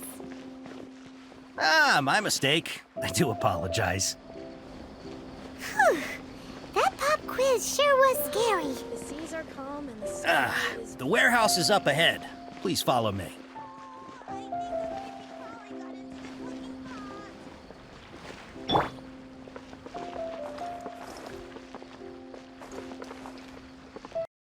Things! Not to mention all the tasty food. Sumeru's largest commercial port sure lives up to its name. Look at all the merchants! And everyone seems excited just to be here.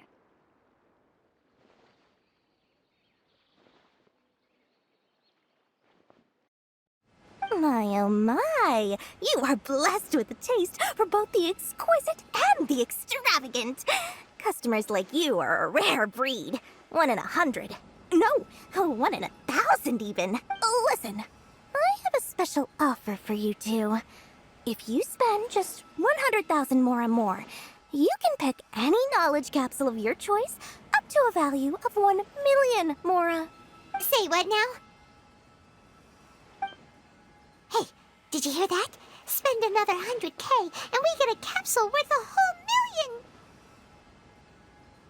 But all the canned knowledge we just bought is easily worth 500,000 mora. If we spend just a little more, we can get something worth 1,000,000 mora. Think about it. We've gone to all this trouble to get this canned knowledge. Aren't you even the least bit curious about how this whole canned knowledge thing works? We're talking instant knowledge here. Don't you want to try it yourself?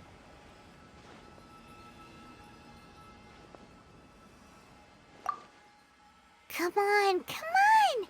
We still have around 100,000 of Alhaitham's moral left, so let's put it to good use by finding something useful for you. Excellent! Then please, select from... Hold on a second. Paimon thought we could choose whatever we want. Oh, but my dear customer, the knowledge capsules over here are worth... Oh, Paimon has a bad feeling about this. Let's use Elemental Sight again to check these.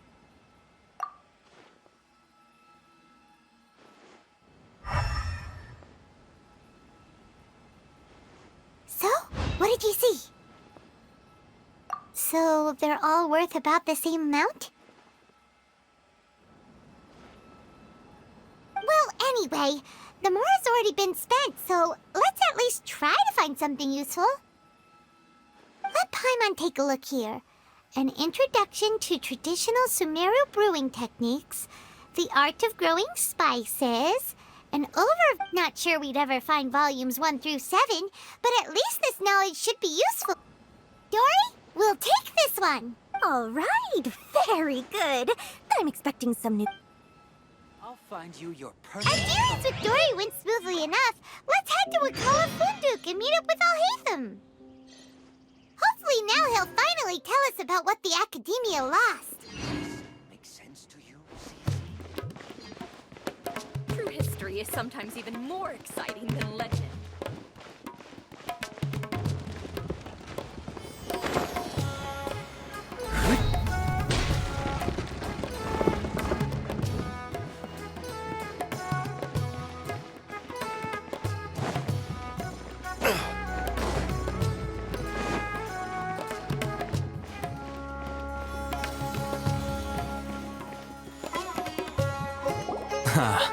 You two made it. And from the looks on your faces, you were successful. Whoa, there's so many people from the Academia here. Why would you pick this place as our meetup spot? Well, Wakela Funduk. You're a pretty daring... Relax. No one here is interested in anything we say, and the Matcha won't come here.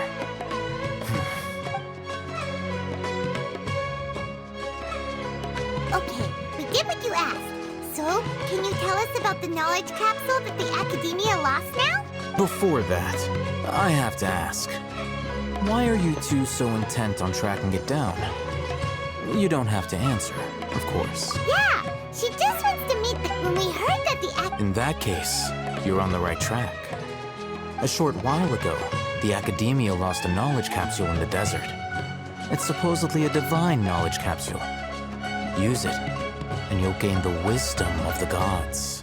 Wow, there's really such a thing as that? Hey, if we find it, do you think we could learn how to meet the Dendro Archon? Ooh, or even how to find your brother? I highly doubt it has any mystical properties, but it does indeed exist. And it's right here, in Port Ormos. So, where exactly? That's what we need to find out next. I won't deny that. I am investigating because I'm curious as to what the divine knowledge capsule truly is. As you know, the Eremites in Port Ormos also have their eyes on it. It is an extremely precious item. The knowledge contained within may bring great power or wealth to whoever has it in their possession. Several brigades have been vying for ownership of it as of late, but there is still no victor. My personal finances and connections cannot compete with those of the Eremites.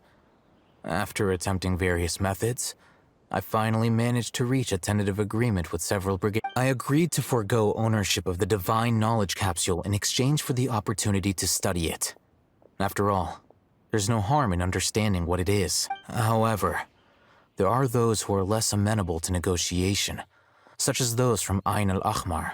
They adamantly believe that the divine knowledge capsule contains the Scarlet King's power, and that he will return to this world when they obtain it. They refuse to let anyone from the Academia tarnish their deity's soul. So you kept hounding them because they refused to cooperate with you? Yes. Ain al-Ahmar isn't exactly wealthy, but its members are determined to get that capsule by any means necessary. To that end, they've resorted to many methods more foul than fair in order to amass sufficient funds. So, I've been sabotaging their business to force them into negotiating with me. The Divine Knowledge Capsule should be up for a secret auction within the next few days. Each brigade will place their own bid, and the prize will be covertly given to the winner. To ensure the capsule's security and to evade the Mantra's notice, the winning brigade will not publicly disclose their victory. Unless I know whose hands the Divine Knowledge Capsule ends up in, my agreements with them will fall through. Dory is the most reliable source of information, but that avenue was previously closed to me. With you on board now, the situation is different. In other words, you wanted us to befriend Dory so you could find out where the Divine Knowledge Capsule is. Yes, you can say that. But this arrangement harms none of us. The day after tomorrow, go back to Dory and try to purchase information on the Divine Knowledge Capsule's whereabouts. If she has no information, wait 2 days and approach her again. If I get the opportunity to study the Divine Knowledge Capsule, I will relay my findings to you. Will that suffice as compensation? Okay, then we'll meet up in 2 days. Haytham, before you go, we actually bought a knowledge capsule for ourselves, but we're not sure how to use it. You two want to try using a knowledge capsule? Sure, I can teach you. Doing so right under the Academia's nose is a bit problematic, though. What do you say we head to the outskirts of town?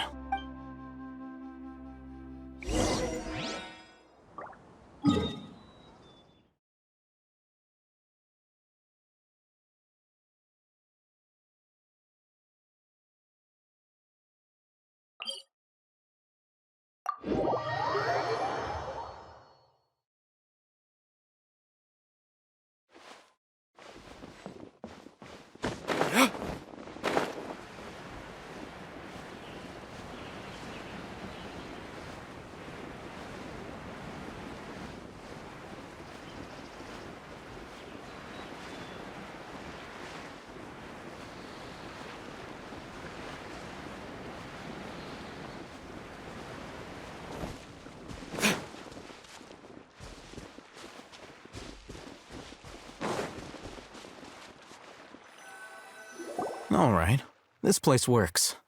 Show me the capsule you purchased. Here. Sword Fighting Techniques 8. Huh. A combat class knowledge capsule.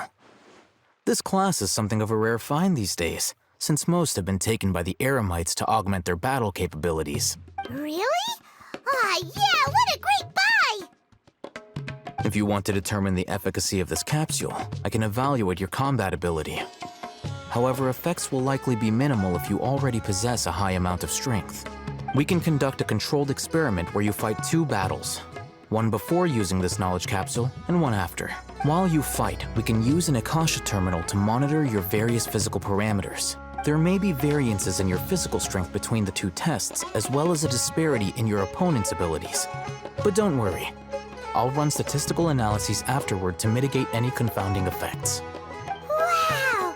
Haytham! You must have been one of those guys at the Academia who got top grades on everything. Paimon's curious about something, though. You definitely weren't one of those students who needed canned knowledge to graduate from the Academia, right? So why are you risking getting caught by the mantra for this capsule? When you are unable to understand a researcher's actions, most cases can be attributed to curiosity. This is but one theory.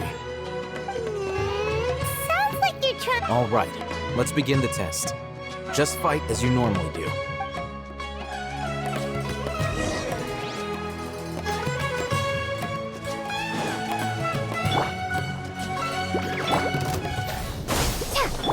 Time for a light show!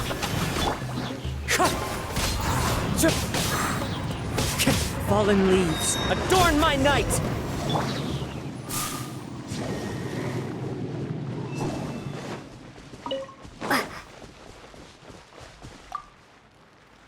All right. I'll link your Akasha terminal to record data. The next step is to use this knowledge capsule. Hold it in your hand. I'll help you establish a connection with it so you can activate its power.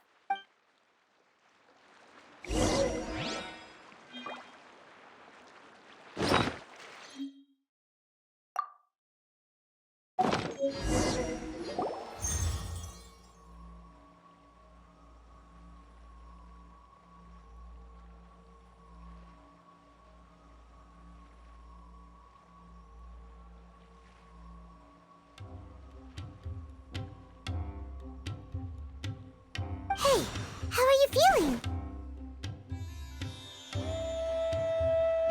You mean that it worked? All right. Time for round 2. Fight with the same composure as before.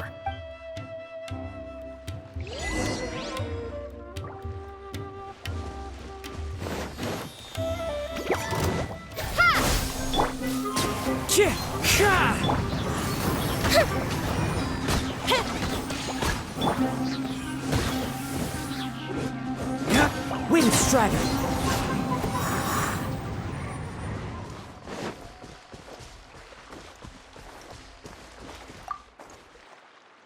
Now, I'll start recording data again.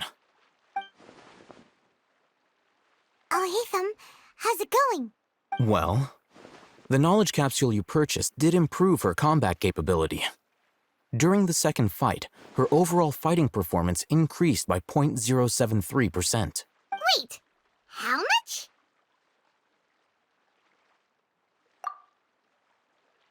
Ah! Dory's such a jerk! She totally scammed us!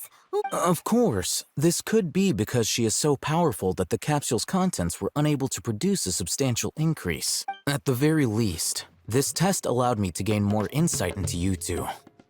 Our deal seems increasingly worth my investment. I'm heading back to Ikela Funduk. I await your response in 2 days' time. This is Mora for when you ask Dory for information. Pay her as much as she requests.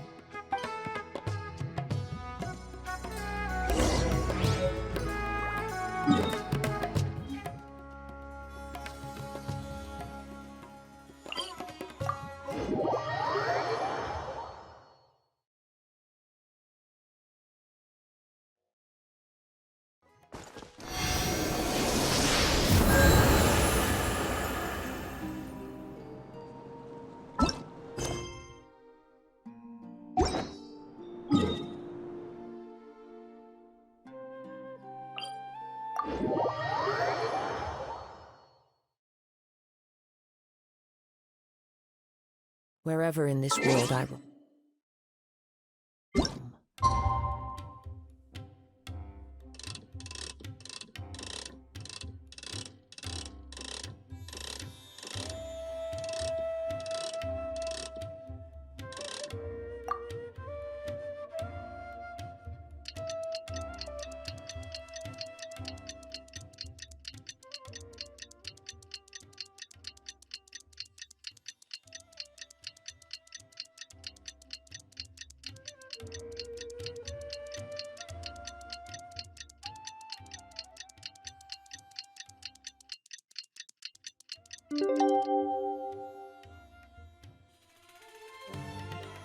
I carry memories of my home.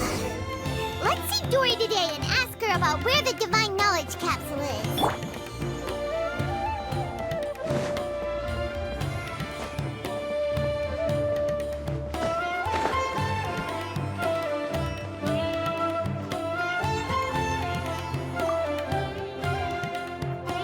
Here, over here! Oh, welcome back, my loyal patrons. What can I do for you this time? You name it. Canned knowledge, supplies, or anything else you need. I'll find a way to get it. Where there's a waterfall of Mora, there's a way. Can you really get us anything we want? Anything at all? Aha! So it appears that canned knowledge alone is no longer sufficient for your opulent appetite. Then please oblige me. Tell me what you have in mind. Oh! I knew customers with pockets as deep as yours would undoubtedly crave something more profound than ordinary canned knowledge. But you know, that kind of information isn't going to be cheap. After all, I had to work really hard to weasel my way into the auction site. Not to mention that if anyone found out that I was the leaker, I would be in big, big trouble. But how can we be sure your information is accurate? Paimon's curious how you just happen to have this kind of info the moment we need it. Because to me, anything of value is what I consider to be my supply. Therefore, I must always be aware of what's hot on the market in order to secure more sales. As for the information's authenticity, well, you've no need to worry about that. I used a camera to take a picture of the transaction. That way, no one can dispute it. It's always a pleasure doing business with such sterling patrons. Now that you've paid in full, here's the scoop. The Divine Knowledge Capsule was purchased yesterday by a certain Misery, the leader of Ain El Ahmar. Ain El Ahmar? Ah, so you're already familiar with them. The group has done everything in their power to obtain the Divine Knowledge Capsule. After all, they believe it contains the power of the Scarlet King. That Divine Knowledge Capsule is unlike any other canned knowledge I've seen before. It was glowing bright red. The capsule is clearly visible in the picture I took. You can look for yourself. Thanks for the info, Dory. Please, it's my pleasure. It's all thanks to discerning customers such as yourselves that my efforts yesterday were not in vain. Please, don't hesitate to contact me if you ever need anything else in the future. More effort, Dory, opens doors. Well, we figured out where the Divine Knowledge Capsule is.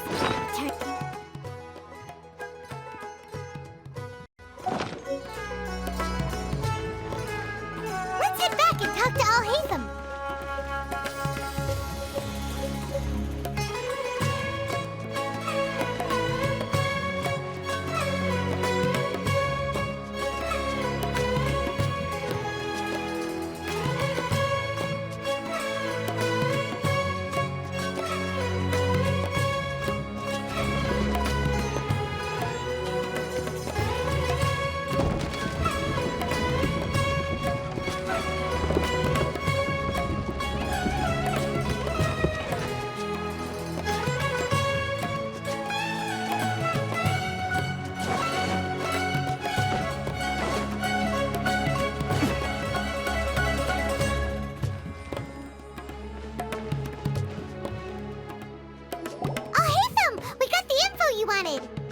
Really?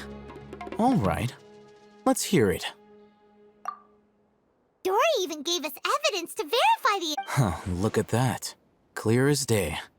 It must have taken some guts just to infiltrate the scene of the Eremites transaction. But then to get close enough to take a picture like this. Bold move, Dory. Very bold move. All right. The person in this picture is indeed Misery, the leader of Ain El Ahmar. And the glowing red capsule he's holding appears to be the Divine Knowledge Capsule. In which case, if we play our cards right, when we confront them next week, we should be able to force them to show their hand. At first, Paimon didn't get why you were provoking these Ain El Ahmar guys. But now, it sort of makes sense. Everything's playing right into your hand.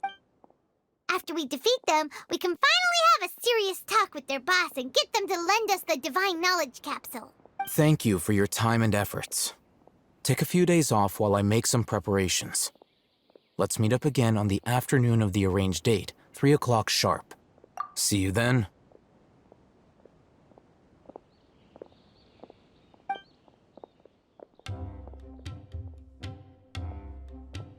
Alhaitham sure is taking his time. Where could he be? Oh, there he is. Sorry to keep you waiting. Let's head to the pier in front of Pharos Lighthouse. Yep, let's go.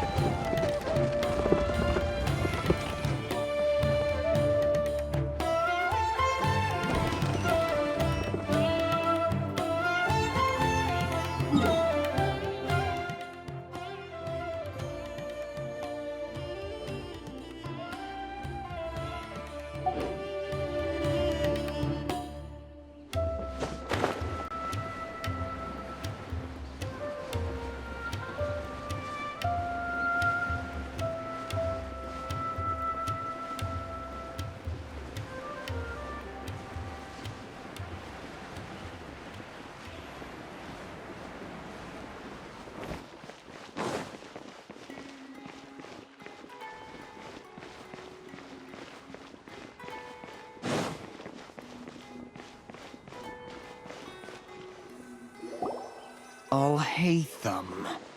I knew you were crazy, but I didn't know you were crazy enough to actually show up. It was I who demanded that these negotiations take place. I was more worried that you might go back on your promise. But to your credit, it appears that you're sticking to your word. This is turning into quite an occasion. I also brought some backup. I assume you don't mind. Backup? Aren't you the brat from the restaurant the other day? You've come to support this lunatic because he helped you out? Fine, your funeral. I'm not going to mince my words. Once we're done with you, you'll be nothing more than fish food. Get 'em, boys!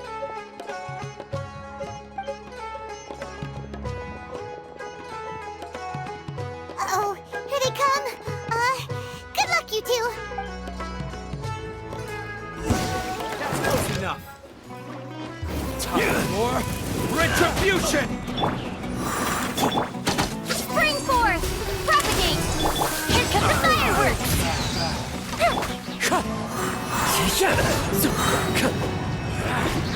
As one with wind and cloud! Fuse is lit! You want... Academia scum!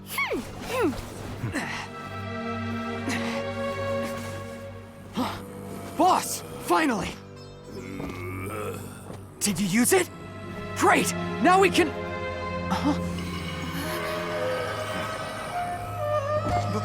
Boss?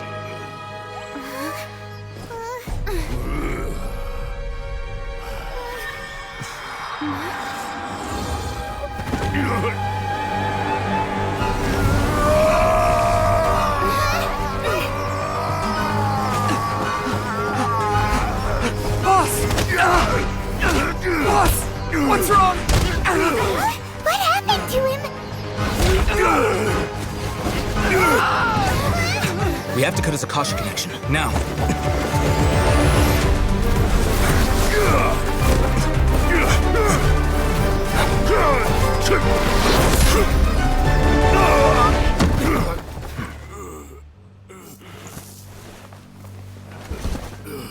Target acquired. Arrest him!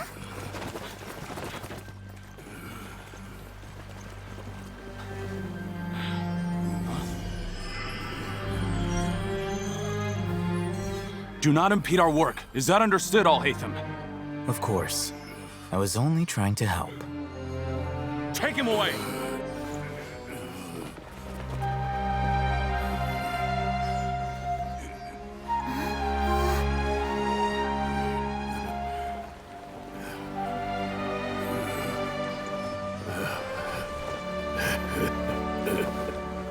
World, forget me.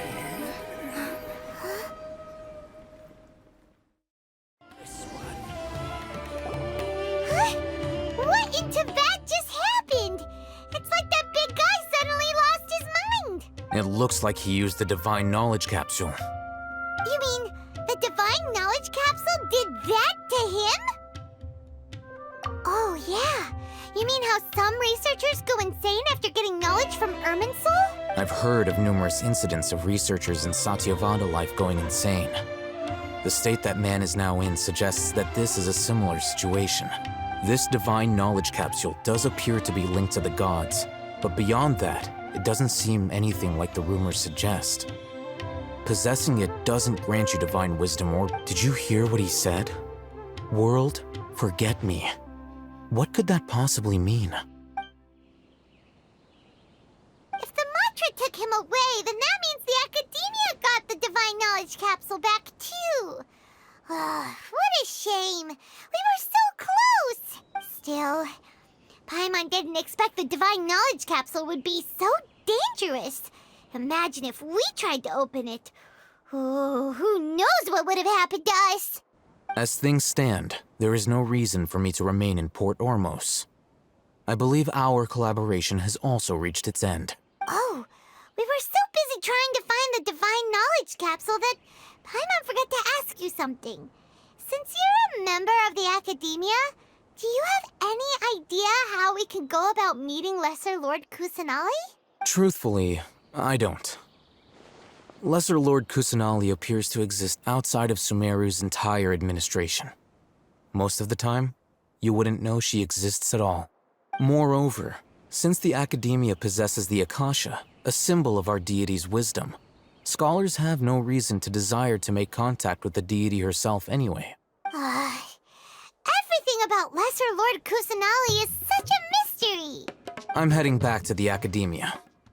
How about you two? It's almost the day of the Sub-Zero's festival.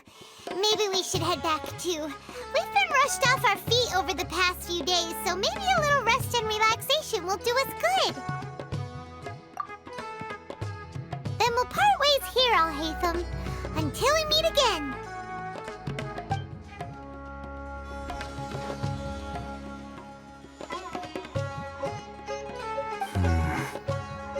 Now, do I deal with this thing first? Or should I produce the report that the higher-ups require?